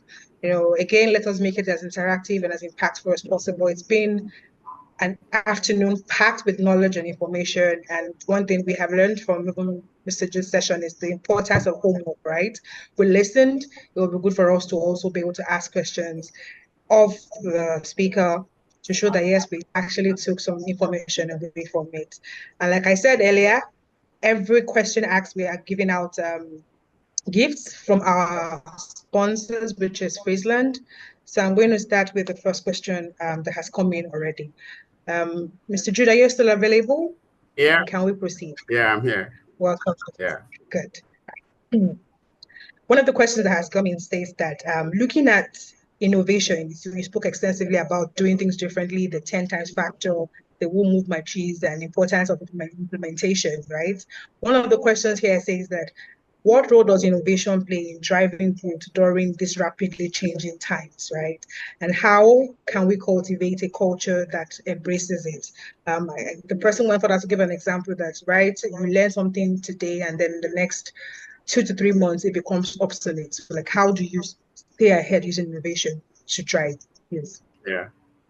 Thank you very much. That's a very topical question. I mean, a very important question. And one of the things I tell myself, don't wake up and become an old man overnight. I mean, I'm older than most of the people in this room, but if you don't keep innovating and keep learning, and something as simple as new ways of doing old things. Let me give an example. The cost of fuel has increased, but you must see your customers. Question is, must you drive your 4-wheel drive to work every day? The answer is no. There's Uber. There's even train in Lagos. There is bus. That's a form of innovation. I mean, why don't you ride a bicycle to work? I'm just giving a very simple example, because sometimes what you have is a transposition problem, but you're thinking of the traditional way of going to work, drive my air-conditioned car. But the environment has changed such that if you have to drive your air-conditioned car to work every day, you may end up spending about 500,000 naira on petrol alone in a month, and that would be counterproductive. Your company may not give that to you. So you ask yourself, well, is there another way I can achieve the same results without breaking the bank? That's innovation. So, and then for the fact that you've done something and it's changing every day, keep learning. It's so steep these days that, the guys in software engineering will tell you that everything that they have done last year is already obsolete. So you must come up with new ways of doing things. So learning agility, learning new things, but more importantly, applying them. I want to add a point to the emotional intelligence bit. There are five components, but I think the speakers focused, left one out. That's social skills. One of the things that we need in life is social skill, being able to connect and relate with other people in a social setting. So if you go for a conference, like some of you just came back from PSN conference, how many contacts do you meet? How many connections did you make? Do you understand? How do you lead people to what you want to achieve through relationship? And then the other point is tone of voice. One of the biggest challenge I have as a leader is that my voice is very loud, and I seem to be shouting and commanding anytime I speak. And I found out it rubs negatively on people. So when you're speaking to people in any work setting, use low tone of voice. So the moment you begin to use a low tone of voice to communicate your points, people tend to listen to you. But when you talk and shout, they think you're, talking to them condescendingly. So you need to avoid that. Just make sure, ask yourself, is there anger in my tone? Is there annoyance in my tone? And then use simple tone of voice. And when you begin to apply, you find out that it becomes a lubricant in your relationship with other people. So things like thank you, I'm sorry, they go a long way in making things happen for you. A hug, a handshake, a pat on the back, you did so well. Those are things that can help you in the workplace to carry your team along. Thank you. Thank you very much, sir. Another question has come in, and it's really about strategies, right? So it's asking, the question says, what strategies have you found most effective for staying ahead in industry while things are changing, still maintaining steady growth in a highly competitive pharma and FMCG space? This person said, checking on you on your LinkedIn profile, he or she says that he's saying that you've worked in FMCG as well. Yeah. And so I just wanted to get the perspective of both sides of the coin. All right. Okay. I can't put it on one strategy. I think it's just keeping hope alive, because sometimes things happen to you that you want to give up. Now, what I'll tell everybody in this room, no matter what happens to you, don't ever give up. So first of all, be alive. In other words, take care of your health. So you don't die at 30 or 40 or 50 or 60 or 70. Take care of yourself. Have connection with friends. I'm so happy that Jennifer convened this. Have a brotherhood, have a sisterhood, if I may call it a sisterhood. People that you talk to, that you can bounce off your ideas on, and then they help you. When I moved from Pharma to Muka, people thought I made a mistake, but my income kind of tripled, and I got a share in the business. And I had a 4-year contract. So when I finished, I already had a plan of where I was going to next. So have a plan for your life, for your career, where you want to be at any point in time. By the time you turn 40, where do you want to be? By the time you turn 45, where do you want to be? So there's a plan that you're walking through. And like the first speaker said, Okusanya, who are the sponsors? You must get sponsors in the industry, and whether you're in FMCG or Pharma. Who are your sponsors in these industries? And they may not be in the company where you work for. Connect with them. You understand? Have friends in Rouge, have friends in Swiffer, have friends in May and Baker, have friends in different places. They connect you to opportunities so that when it happens, they say, oh, I know Rabbi. Rabbi is a very intelligent person. Let's call her in, let's hand her out. That's how people get connected. So make sure you have sponsors in different places, not just in your organization, but in different companies, in different industries. And that really helps you. And then, of course, the third one or the final one I would say is keep learning. Guys, keep learning. I can't. My father used to be a bookseller, and he said, and I quote, that if you know how to read and you don't read, you're like the illiterate. If you know how to read, you read and you don't apply what you have learned, you're also like the illiterate. He said that what makes a difference between the man who can read and write is what he does with the knowledge he has acquired. Do you understand? So when you apply those, when you get those skills, apply them the next day, apply them the next day, and as you keep applying them, you keep getting results. Rabbi, somebody's hand is up. Harriet's hand is up. Okay. Yeah, thank you. Yes, please, Harriet, you can unmute and ask your question. Okay, thank you so much. And thank you. First and foremost, I'd like to appreciate all the speakers. In fact, if we were supposed to make payments for this, I'm sure we'll be paying lots of thousands of naira, because it's almost like a short MBA course, honestly. So thank you so much. And thank you to my boss. Like we fondly call him Oga Jude. Thank you so much. And thanks, Jennifer. Thanks to all the speakers. I would like to ask a question, and this question is directed to Oga Jude, and also the lady that spoke on emotional intelligence. I can't remember her name now. When you are trying to be, and I think I have that skill, I've been developing it a lot, in the process where you have to, manage your team members, and you are trying to be emotionally intelligent. Also, you're trying to get the job done. You're trying to manage your bosses. You're trying to manage your team. How do you come about in having difficult conversation and taking difficult decisions without you attaching your own emotions to it? What do you do? How do you take difficult decisions as a middle line manager, especially when it comes to the business? That's my question. Thank Thank you you. very much, Harriet. So Oga Jude, would you start? And then No, I like to hear from other people. Okay, so Yeah, I Nkechi, like you to still hear with us? from other people. Yeah, please. Yeah. Please Absolutely, I'm here. unmute and Yeah, I answer can this hear you. question. Okay. Yeah. Okay, so Harriet, one of the things that I learned very late, I have to be very frank with you, as a leader, was that because I need to take tough decisions does not mean that I'm a bad person, or I need to do it in a way that would demean the other person. I think what you should keep at the back of your mind is what we have all been speaking about, which is empathy, right? It does not mean that you are unable to do your job, or you are unhappy with the results that you have seen. If you have a team member, you're unhappy with their performance, or unhappy with their behavior or their attitude, it's important to sit and have a frank conversation about it. If it helps, you probably should practice it practice on maybe friends, family, or what have you, and practice the things that you would say that would help you to calm your voice, calm your tone, and also help you with clarity of thought, right? So practicing might also help. What you could also ensure that you do is just put yourself in the person's shoes. If you have to let go of an employee who you guys were friends, you had a great relationship, but for whatever reason, whether the role it has been made redundant or the person has not performed to expectation, and you need to be the one to say, you know what, you can no longer be in this organization.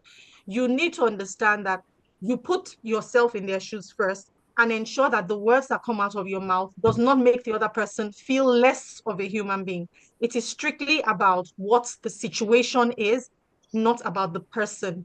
So if you speak to the situation, then you can then, just try to keep, it in mind that this person is going to feel sad. They're going to feel maybe anger. They may feel some type of way, which is normal. You can only do the things that you can control. So you have to control your own self, right? So it's important to either practice, before you approach the person.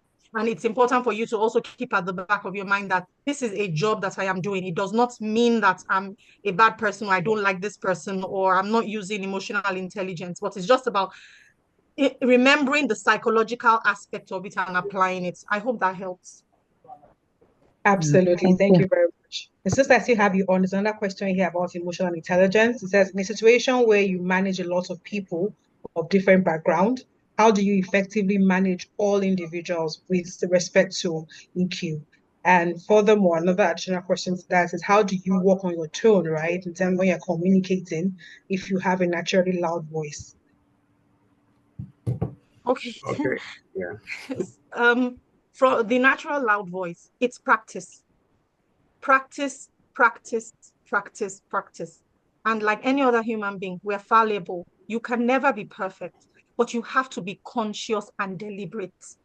If you know that is the issue, then you need to be conscious of it and deliberate about it. When you start and you see that your tone is high, adjust it, let it come down low, right? And take a deep breath if you need to. No one is going to put a gun to your head.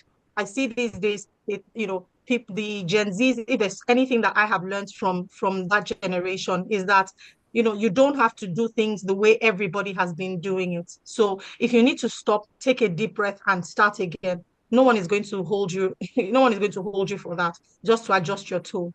And then when you're managing a big team, when you find that you are trying to, apply some emotional intelligence, you're trying to see how you can work with certain people in a certain way. I think what has always worked for me is I sometimes have conflicts with colleagues, and we don't always see eye to eye. Most times I usually just take excuse. If I'm feeling very emotional about the topic or the situation, I usually just tell them, can you give me 2 minutes, please? I step out. I try to pull myself together before coming back into that conversation. And at that time, I use it to kind of calm myself because I'm probably already shaking from being angry, or maybe I, usually I wouldn't cry in discussions anyways, but if that were to be the case, I would step out as well, right? To calm myself, pinch myself, try to pull myself together before going back into that conversation. Thank you very much. Awesome answer. Now back to Gertrude. There's a question here that says that it's about empathy. So this colleague of ours is asking, says, how as a manager can he manage empathy, right? She doesn't want to be too empathic. That, for example, she finds herself paying out of pocket when flows are delayed. Yeah. Empathy is from very big word, but I think the moment you begin to put yourself in the shoes of the person you're dealing with, empathy takes a different shape altogether. I mean, in my organization, I'm at the point of taking some decisions at the moment, and I'm asking myself, how can I create a soft landing for this person? Because the person is going to go anyway. Do you understand? The question then is, how do we ensure that even if we let him go, we don't let him or her, go through some challenges and some troubles? So soft landing. And then secondly, you when you talk about empathy, you know, you remember you're dealing with a human being. You understand? You're dealing with somebody's mother, somebody's father, somebody's uncle, somebody's cousin, somebody's child. You understand? So it changes the playing field. One of the things I've learned, and I learned it very late in my career because I was just kind of happy-go-lucky, you know, think that everybody is as happy as I am, not knowing that some people are going through stuff, people are going through challenges. So you don't know what somebody's carrying, you know. So somebody is carrying on his face, handle me with care, I'm very fragile. And then we don't see it because we think everybody is just like we are, rambunctious like we are. No. What we need to do is to look at everybody as somebody who could be having one challenge or the other, one issue or the other. And then that way we ask ourselves, how can I help this person to be the best version of himself, of him or herself? You understand? So the moment you have that mindset, it changes the challenges of dealing with issues. Do you understand? I mean, I've had people that I was forced to sack in organizations, and they're okay today, they don't talk to me. You know, as a country manager, they gave me a letter and I had to sign the letter and told them to go. And they thought I was the one that sacked them, you know, but that's part of it.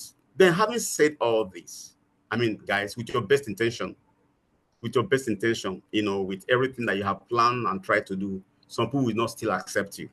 Just recognize that as a leader, that the people that you're leading can respect you are very lucky. But to think that somebody that he tells that he does not meet his target, he does not meet his sales figure every day, will love you like your boyfriend or your husband or your sister or your brother, you're joking. The moment you tell somebody that he's not meeting his sales quota, his sales targets, that things are declining his territory and put him under pressure, they will not like you. You understand? But then the tone, you know, I have a manager. I've had several managers. Some were crazy. Some were knocking the table and say, if you don't meet your target this month, Jude, you're dead meat. You know, but I have one that when you come out from a conversation with him, you feel like you begin to work on and you feel excited. So what I want to tell people is when you want to talk to a colleague, and I'm also learning from this session, like all of us, but I'm still growing. When you want to talk to a colleague, don't talk to them condescendingly. Talk to them in such a way that when they leave that conversation, they become better, they feel stronger, they feel that they can conquer the world because you have inspired them. So let us become inspirational leaders and managers and colleagues, because sometimes also from down to up, we leaders, sometimes managers need inspiration. Sometimes it has reached you, got to your throat, you feel like running away and you're like, what do I do in this situation? You know, so lead up to your bosses, you know, inspire them. I mean, there are some of my colleagues, you know, that send me messages or drop things in our WhatsApp group that really inspire me every morning. You understand? So the manager does not have it all. So don't think that because he's a country manager, MD, CEO, he knows everything. No, he's going through his own challenges. He's going through his own issues, and you must also handle him or her with care because we are all going through the same thing. So tone of voice, being emotionally aware of what's happening around you, and then ensuring that you do the right thing, you know, matters a great deal. Yeah. Awesome. So, sir, can a manager be too empathic to the point where you start paying for float out of pocket? No, and that you need to draw the boundary. You need to draw the boundary. You must not get to the level where you begin to spend your resources and your money to solve somebody's inefficiency. So you must call a spade a spade. But you know what changes the way you say it is the way you say it, the tone of voice you use, the body language that accompanies what you say. Do you understand? If, for instance, you know that somebody is not able to do his job because he's lazy, call laziness what it is. Lazines. It's lazy. Call it what it is, but call it in a nice way so that the person will not feel that you are.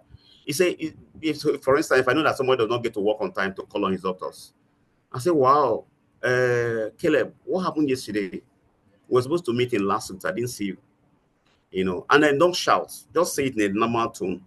He will explain to you. Is there any way I can be of help to you? He said, I woke up very late. They give you stories. It's okay. What do you think you can do next time to wake up on time? You know the answer, you don't tell him. So you start a coaching, become an opportunity for you to coach that person. But please don't start spending your salary on to manage somebody's inefficiency. You become broke. Do you understand? You must coach him to begin to do the right thing. And then about emotional intelligence, get somebody who is a coach. It could be your spouse, your boyfriend, your girlfriend, your wife, your husband. Let them say, how am I doing in this area? Am I still very temperamental? You know, do I still talk before I think? Do I still go without showing empathy? Over time, you find out as you improve on a daily basis, you become better at it. That's what I would say. Yeah. Awesome, awesome. Thank you for that insight. Yeah. And the next question is about pharmaceutical sales, right? So the question is, how can pharma sales professionals in SSA stay motivated and maintain high performance amidst the challenges of the market, as well as the market uncertainty, looking at the macro and microeconomic situation of Nigeria in particular? Yeah. And that's a very important question, because my boss is also asking me the same question. How can we maintain growth, double-digit growth in an economy that is declining, GDP is declining, salary is not increasing, everything, there's double inflation, and the truth is that we're in a very bad space. But, like I always tell my colleagues, these two will pass. And I remember Abacha era, it was so tough that then we didn't even have mobile phones. I was a sales manager in northern Nigeria. So if we wanted to change that, we were changing our price every week. So if we wanted to get the price list, you go to Nitel office in Kano to queue. So they will scan the, not scan, what they call that in, I've forgotten the name. They will send it by post. You go to the post office, print it out, and then go They to will send a fax? A fax, yes, a fax. Then you go and photocopy it immediately so that you can, and then there was no email. I mean, I'm talking Gen Z's in the room. Do you hear what I'm saying? There was no email, there was no mobile phone, there was no landline even in the office in Kano. So you had to go to Nitel office to get the information, the fax. Go to your office, photocopy it quickly so that it doesn't fade. And then you now call the reps for a meeting. They will all drive down to Kano, and then you give them the copies of the new price list to give to their customers. Then next week is going to happen again, and the other week is going to happen again. Now, what I tell people is that those are challenges and they're going to be there with us. But then over time, we got used to it, we overcame it, and we began to grow again. Do you understand? So this period that we're going through is a tough period. If it's raining, you get an umbrella. If you're going to walk through a very rough terrain, you wear very strong boots. Do you understand? And the question is, what do we do in this situation? What do we do is, well, first of all, keep your customers as much as possible. Now, they may not be buying what they were buying before because of the economic hardship, and that's the reality. Keep your customers, and then make sure you are communicating your messages consistently. So the day they have money to buy, they remember your brand. Talking about your doctors now, or your customers in FMCG. That's one. So maintain that communication. But sometimes we give up and we don't talk again, and then they forget us. That's the problem. Then secondly, negotiate your targets with your bosses. Okay. So for instance, for myself, I mean, my boss told me this year that, Jude, you are in Nigeria with 200 million people. He said this amount of money, and I was just laughing at him. I said, look, okay, the stock we imported this year, we have not sold all of them. We're going to go into next year with a lot of inventory. If you ask me to take an ex-factory target of this, the easiest thing for me to say is to say yes, but it will not happen, and to hurt you and to hurt all of us. So what I will do is, let's assume that this year was a lost year, we'll forget about it, and then start resetting from next year. Do you understand? So I negotiated a lower target than even what they gave me last year, lower by almost $3 million. Do you understand? If you know what I'm talking about. And then, because I know that I have inventory in the market, by the time I add the new import to the inventory I have in the market, then my in-market sales can grow. That's one. Secondly, one of the things that you must also recognize that the economy is going downhill. You ask yourself, where are the pockets of opportunities? For instance, we have what we call the reimbursed institutions, that don't pay for medicines. Cutting your nose around them. As well, not sharing company secrets. Cutting your nose around them. So, and then look for where the rich customers go to. Because even as bad as the economy is, some people still have money. Do you understand? I mean, I take some chronic medicine, and I have not stopped buying them because of the economy. I still buy them. I buy them every month to stay alive so that my blood pressure is controlled. I don't have a crisis. Do you understand? So I won't say because Naira has been devalued, I will not take my medicines. I will die. Do you understand? So I may not buy the new shirt or the new trouser, but I will buy my medication. So there are people in the markets. Do you understand? The question is, ask yourself, where do they get their care? And then cutting your nose around those places and then get your business. Some of your traditional customers are gone and gone forever. So don't keep wasting your time in some places that are no longer giving you results. Then if you have lower SKU like the FMCG groups, you find out that the lower SKUs, I mean, I used to buy the big tin of Ovaltine, but now I have one pack of one can of Ovaltine. I don't buy the refill cans now these days, and then fill it because it's a way of managing my cost of at home. Do you understand? So people now buy the refill and all that. So there are strategies. You begin to ask yourself, what product can sell in this situation? What can I sell in Kano? What can I sell in Lagos? What can I sell in Abuja? And I begin to look at your market again with another lens, and then take a decision. But the worst thing that can happen to you is to give up, to become despondent. You must never happen to you. You must ask yourself, what can I do in this situation? Who can I see in this situation? That's what I just say. And then keep communicating, keep, you know, I hope it made sense. I hope it made a little sense. Yeah. Absolutely, sir. Absolutely. Yeah. So, Yeah. another question that has come into the chat is, what do you have any tips, right, on creating time to remain relevant in a constantly dynamic era while working on a very tight schedule and having almost no sufficient time for personal development? This is to your earlier presentation about the DVAC, where you have to be keep yourself relevant and also personally grow yourself. So looking at our current situation of increase in sales, no sales, trying to chase the numbers, how do you create time to grow yourself, to personally develop yourself? Yeah. So it's very simple. And guys, you may not have 1 hour, but you have 5 minutes. That time you're waiting for the doctor. You know, if you ask my colleagues, I always carry a book. I'm always reading a book. So when I get to a meeting and it's not ready, I open my book. These days, I have them in my phone, I have them in my iPad. If I'm going out to work, if I'm flying on a plane, that time of that 1 hour to Abuja, nobody's going to distract you. Nobody's going to come to your office, take a book and read. You'll be amazed at how much you can get in those. If you're lucky enough to have a driver, you know, in Nigeria today, then why is driving you to see the next customer? Be reading a book. Now, if you know you're not a reading type, get what they call it, podcast. Connect to your car through your Bluetooth, or put a headset, connect to your phone. You know, I have all sorts of things in my library. My library, you know, you connect to all these things and put in your ear and be listening to it. That's learning. It's not only when you sit down in a course or a training that you learn. Then subscribe to podcasts. I feel this is the best time to live on earth.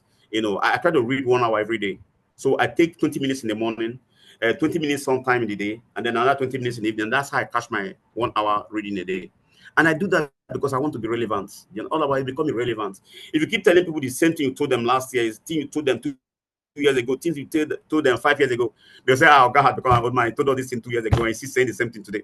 Do you understand? So you must know how to keep learning, you know, be on the, I call it bleeding edge of learning. The moment you learn, apply the skill, you know. So, and as you keep doing that, you become relevant, you remain relevant. And I bet you, so don't wait for that 10 hours or 2 hours to settle down. No, use the 5 minutes, the 10 minutes. Most podcasts are about 5 minutes. Listen to them. Brian Tracy, listen to Brian Tracy. You know, you will learn some things. I just listened to some things about closing the cell yesterday on him, and it was quite insightful. Do you understand? So just keep doing it. Absolutely, and thank you for that answer. Another question here is that what is the difference between being blunt about somebody's inefficiency and being diplomatic to be able to exhibit emotional intelligence? I'm a very directional person. I know I don't know how to mince words, but what I'm learning now is to say it nicely. Say with a nice tone of voice. So if somebody is sloppy and is not doing what he's doing, you understand? I will tell him, you know, I crack jokes a lot. I tell him, bros, if this is not working, no, because like this, they're going to sack him. You understand? You know, and if he's doing, I hope I'm answering the right question, but if he's doing the right thing, so most of the time, you don't bring diplomacy to work, because diplomacy can actually finish, especially if you're a manager. So you must call yourself, but what you do is you don't say it openly. I mean, in one company I work for, I'm sure Nkechi may remember. So I was giving a national sales manager feedback in the open floor. The woman cried to my office and said, "Oh, guy, even if you want to correct me, come and correct me. Come into the office and correct me and beat me. I would prefer than you talking to me in the open." I mean, I took that feedback. I learned from it. Do you understand? You know, because I just thought all of us were in the same page. So when you want to give that kind of feedback, you know, difficult, we call it difficult, this conversation, call a person to a safe space. Do you understand? Let him know this is the situation. This is what is happening. I don't like it. This cannot continue. What can we do about it?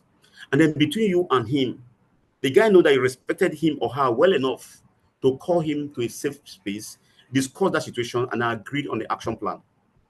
You know, so the moment you agree on the action plan, not tell him, I'm going to track you. I'm going to not track. I'm going to call you on Wednesday to find out how we have improved in this area. And I'm going to call you on Friday to know how the week went. And I'm going to call you on Monday to know the plan for the new week. Do you understand? So the moment you have agreed with the person on a one-on-one basis and then agreed on what has to happen and then how you're going to track it, most of the time they will begin to behave well. Now, if they don't, you know, give them warning. If they don't, suspend them. If they don't, ask them to go. And those are the things that you must do as a leader, because you can't keep some. There was a guy, and I always tell this story. We were all reps. The guy, if you see him discuss when Sanofi then, if you see him discuss Oroville, you would think he invented Oroville, but he couldn't sell a pack. So our sales manager then called him and said, I must call his name now. Say, bros, you are better as a lecturer. Go to the university, go and do your master's and PhD and become a lecturer. Today, as you speak, the guy is a professor. Imagine if you had stayed with us, they would have sacked him. Maybe you would have been one superintendent pharmacist somewhere. Do you understand? And then we'll lose that great teacher. Today, he's a professor in a very good university in Nigeria, because a manager recognized that this guy is not cut out for this job and then directed him to where he should be. I've had to get some of my colleagues' job in other company because I knew that if they stayed in that company, they were going to sack them. You understand? So sometimes you should be sincere enough to tell people some home truth and then guide them on the right path. You understand? I hope it made sense. Absolutely. Yeah. It did, absolutely. Yeah, and thank you for that. Yeah. Another question here is really to you. I mean, if I go to the last question for the day. Yeah. This one says, how do you balance short-term performance goals with long-term strategic planning in such a dynamic and fast-paced industry? Yeah. So, you know, when I was saying something, I don't know if you listen to it when I said it. I said you must have your true north. Where are you going to? What's your plan for the next 5 years? That's your strategy. You know, if you ask me what I want to do in the next 5 years, I will say in this room, but I know what I'm going to be in the next 5 years. Do you understand? Yeah. But the question is, the challenges of today can become so noisy that you forget what you're going to be in the next 5 years. Okay. So let me give a typical example. The next 5 years, if you're a rep here, you want to be a sales director or a GM or a sales manager. Do you understand? You now ask yourself, what kind of preparation should I be doing now to get to that level? And keep in mind that it must not happen in the company you're working for now. Because sometimes we made the mistake of thinking that, hey, I must work in a Jude investment like that. No, you understand? So the moment you ask yourself, this is where I want to be the next 5 years, you now ask yourself, what kind of skills, what kind of network, what kind of personal discipline do you need to achieve to get to this? I mean, to learn, to get to this level in the next 5 years. You understand? So you get to work. If you need an MBA, go and do an MBA in a good school. If you need a DBA, go and do a DBA in a good university. You understand? If you need to acquire, like we're talking about IT skills today and data science skill, go and learn it. And they're all on the internet. You can pay 40,000 naira and get the trainings. You understand? Learn them, acquire them, and then more importantly, begin to use the skill. Let me tell you one of the things I've found out. The moment you begin to learn and develop yourself, everybody in your office will notice it. Now, when you start it, they will not know. But over time, you find out that you're performing. Harriet, I'm going to give her something. You're my team member because you know what I'm talking about. There's a team member I've seen that has learned so much and improved so much in the past 2 years. Do you understand? So when somebody wanted to go for maternity leave and I wanted to appoint somebody as short-term assignment, it just came to my mind. I called him and said, I'm going to make you unconsciously, not knowing that we have a process in the company that you have to interview the person, go through the process, give everybody an opportunity. You know why that happened? Because I've seen the kind of changing his behavior, changing his sales figures, changing his attitude, changing the way he relates to customers based on the learning he has been doing in the past 2 years. Yeah. So I don't know if I've answered your question, but that's what I would do. Have a plan. Make sure that plan is there, but then deal with the local problems, but then make sure that your long-term plan, you're working towards it. Yeah. Absolutely. Thank you very much, Sir, for that. We appreciate your insight, your time. We're very grateful for that. Last question for today is to anybody on the panel session for the developing emotional intelligence, right? The question says that, can emotional intelligence be taken for granted at any point? Is there a thin line between being empathic and being seen as being too considerate? Like team members thinking that you're soft just because you are being empathic and not so stringent. So between Damilola, Nkechi, and the panelist, who wants to answer this question, please? Okay, maybe I can have a quick go at it. Oh, okay. Dami, if you're speaking, please go ahead. Okay. Mary Jo, please go ahead. Okay, thank you. Thank you, Nkechi. Thank you. I really think that question has actually been answered by our guy, Mr. Jude, because he talks about setting boundaries, you know, and I think that's actually the answer to that. You can't be extremely empathetic. It will end up, you know, destroying, like one of the participants asks that he's always bringing out of his pocket floats and all that. You go hungry, you go bankrupt. That's the thing. So you must set your boundaries. You must put down the expectations. There must be a limit to where you can go through. And I always like to say it has to be very clear between your team members and yourself. You have to just make it very clear. You know, everything you are talking about, your discussions with them, and even the communications style has to be very clear, so that there should be a thin line, there should be a demarcation between what you can offer as being empathetic and the other way around. So I think that's just going to be my own answer to that. Setting the boundary straight will just be the right way to go. Thank you very much, Mary Jo. Last but not the least, and this is for Mr. Jude, and then we'll just begin to wrap up for the day. This question is, I think, is more of like a comment. And this person is saying that during your presentation today, you mentioned the fact that you have a 1 hour plan to personally develop yourself. And then you also do a 1 hour reading schedule in the day. And so this person is asking that, what time do you take to sleep? And what time do you take to work? All right. Because if they remove these 2 hours in their day for the day, there's nothing left. Okay, my routine begins at 5 o'clock. Go and read this book by Shama, 5 a.m. Club. You will really enjoy it. My day begins by 5 o'clock. So I spend 20 minutes meditating, praying, read my Bible. I'm a Christian. I spend 20 minutes doing some stretch, push up sometimes. That one I don't do it every time, but sometimes I'm too tired. But just to let you know, then I spend 20 minutes listening to a podcast. That's my day. That's how my day begins. So by the time I get out of my house in the morning, I'm already pumped up. Do you understand? So, but then every other evening I take an hour walk. And when I'm walking in my estate, I play. I have all sorts of podcasts, all sorts of things in my small phone. So I just play them. So you find out that 1 hour I'm walking, I'm doing my physical exercise to keep fit. I'm already learning. Do you understand? Either I have a book, an audio book I'm listening to. So I continue from where I stopped the previous day. But what I tell people is that even if you don't have the kind of routine I have, or your estate is not very safe to work at night, what you do is look for those. Don't look for the 10 hours you don't have or 1 hour you don't have. Look for the 5 minutes you have, 10 minutes you have. I'm going to say something very dirty. Sometimes you read in the toilet. Take a book to the toilet and read. Do you understand? Because that way, there's nobody's going to distract you. Nobody's going to come to your office. And the moment you form that habit of telling yourself, I will read 100 pages of a book every day, or maybe you start with 20 pages of a book every day, you'll be amazed at how many books you can read in a year. Do you understand? And then you just start with 5 pages. Then put your bookmarker or a pencil inside. Then continue the next 5 pages. The next 5 pages. Before you know it, you will finish reading it. So you may not have that block of 2 hours, I'm free. It's not going to happen. But you have 5 minutes, you have 10 minutes, you have 15 minutes that you can use. That's how you do it every day. That's what I will advise. Yeah. Thank you very much, sir. I think one thing we can take away from the summary for today is uniformity of purpose and the importance of building healthy habits. Yeah. So ladies and gentlemen, I would really like to say a big thank you as we have come to the tail end of this incredible meeting, this incredible summit, right? WIFPSA 2024 has been a hit.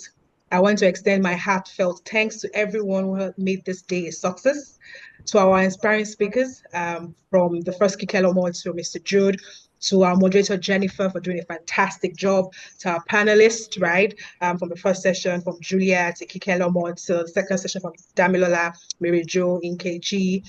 Your contributions have been invaluable. And to our audience, wow, it is not easy for someone to stay on the line and be engaged for 4 hours. Ladies and gentlemen, I'm really impressed. I want to say a big thank you for being engaging, for being passionate, for being purposeful, right? For dedicating this time to grow yourself, to drive yourself, to deep dive into areas of yourself that has been untapped. I really must say a big thank you. Today has been a testament to the power of uniformity, the power of unity, to the power of shared vision. Together, we are building a future where inclusion, growth, and leadership is definitely going to thrive. It's now my pleasure to hand over back to our convener, the visionary behind this event, Jennifer, to officially bring the summit to a close. Jennifer, over to you. And thank you again for the opportunity to be a part of this great movement. Hi, Jennifer. Yes, I'm here. Thank you so much, Amy. I mean, I am really, really overwhelmed, as in words cannot express how much I feel about your hosting this event and what you did. I mean, I don't even want to talk about the speakers. I would say, I think I would toe the line with what Harriet said. This is a mini MBA. Is a masterclass on its own. It's not just a summit.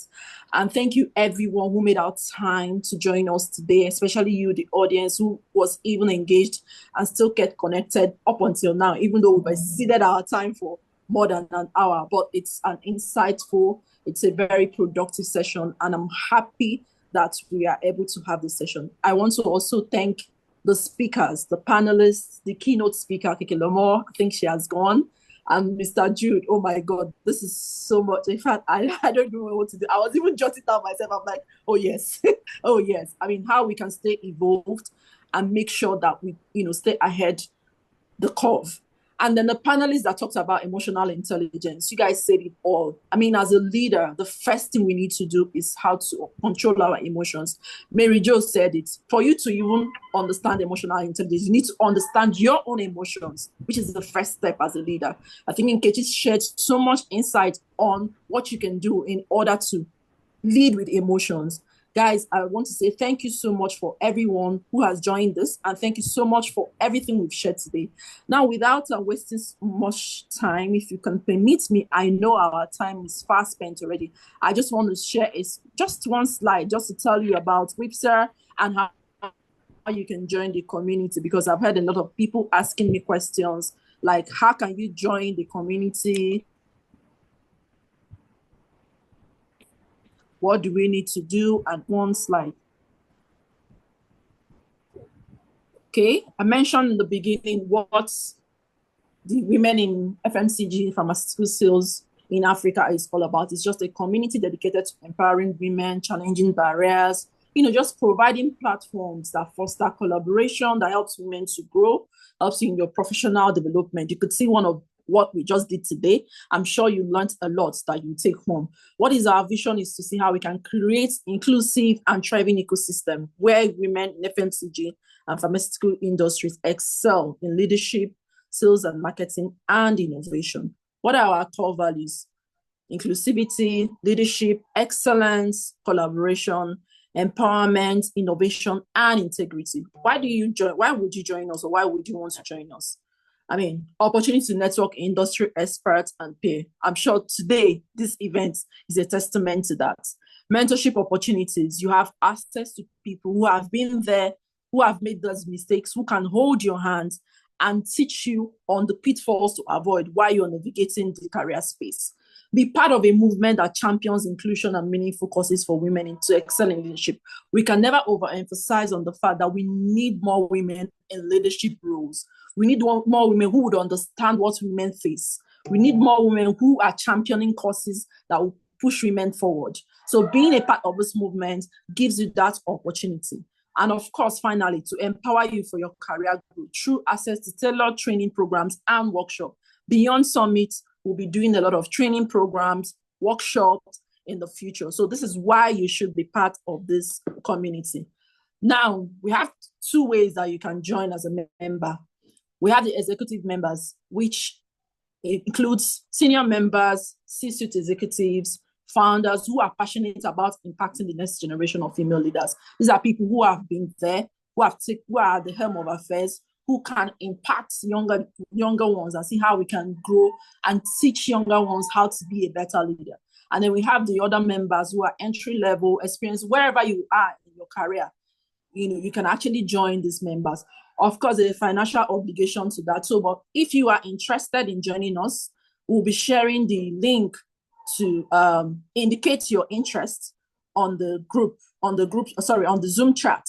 If you want to be an executive member, for the senior managers who are here, C-suite executives who are here, the founders who are here, you can indicate as an executive member. If you also want to just join us as a member, feel free to indicate, and then we'll reach out to you via email to send you the other requirements to join, because we also need to screen and understand why. Because we want people that have like mind, we want people who are part of the goal, who understands the vision and who wants to be part of the vision. So we'll be sending mails to you, and then you will take it up from there. I want to also mention again, there's a financial obligation to that. The email will contain all the details for you to join as a member. Now you can follow us on all our social media platforms for more updates. We're on Facebook, we're on Instagram, and we are on LinkedIn. You can follow us, join us, ask questions. And if there are questions here that you would have loved to ask that was not answered, feel free to drop it on our LinkedIn page or our Instagram page. We'll reach out to the speaker and it will be addressed. Thank you so much, everyone, for your time. Stay connected with us throughout our social media channels, and we look forward to seeing the impact you create in your organization. Thank you so much for a wonderful evening. Enjoy the rest of your day, and thank you for the honor of putting this together. Thank you. Thank you, everyone. Thank you, Jennifer. And for the people that won, just to re-emphasize again, I think I forgot that. For the people that joined early, people that asked questions and all that won, by Monday latest, you will get details and mail from us to know how you would collect your gift or how your gift will be sent across to you, courtesy of our partner, Friesland Campaigner, through Pick New. So thank you so much, everyone. Thank you to the panelists, and enjoy the rest of your evening.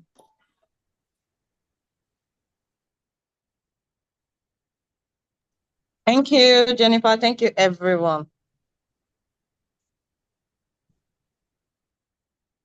Thank you, everyone. Have a good evening.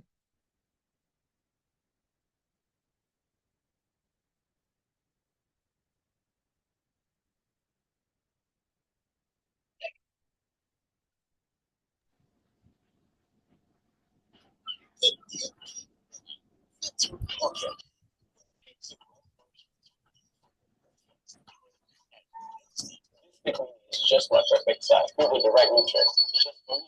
Pick me need a sweet my clinic. If you believe saying something to Shakara with better enjoyment. Enjoyment. Now this kind of place I want to talk now. Breakfast.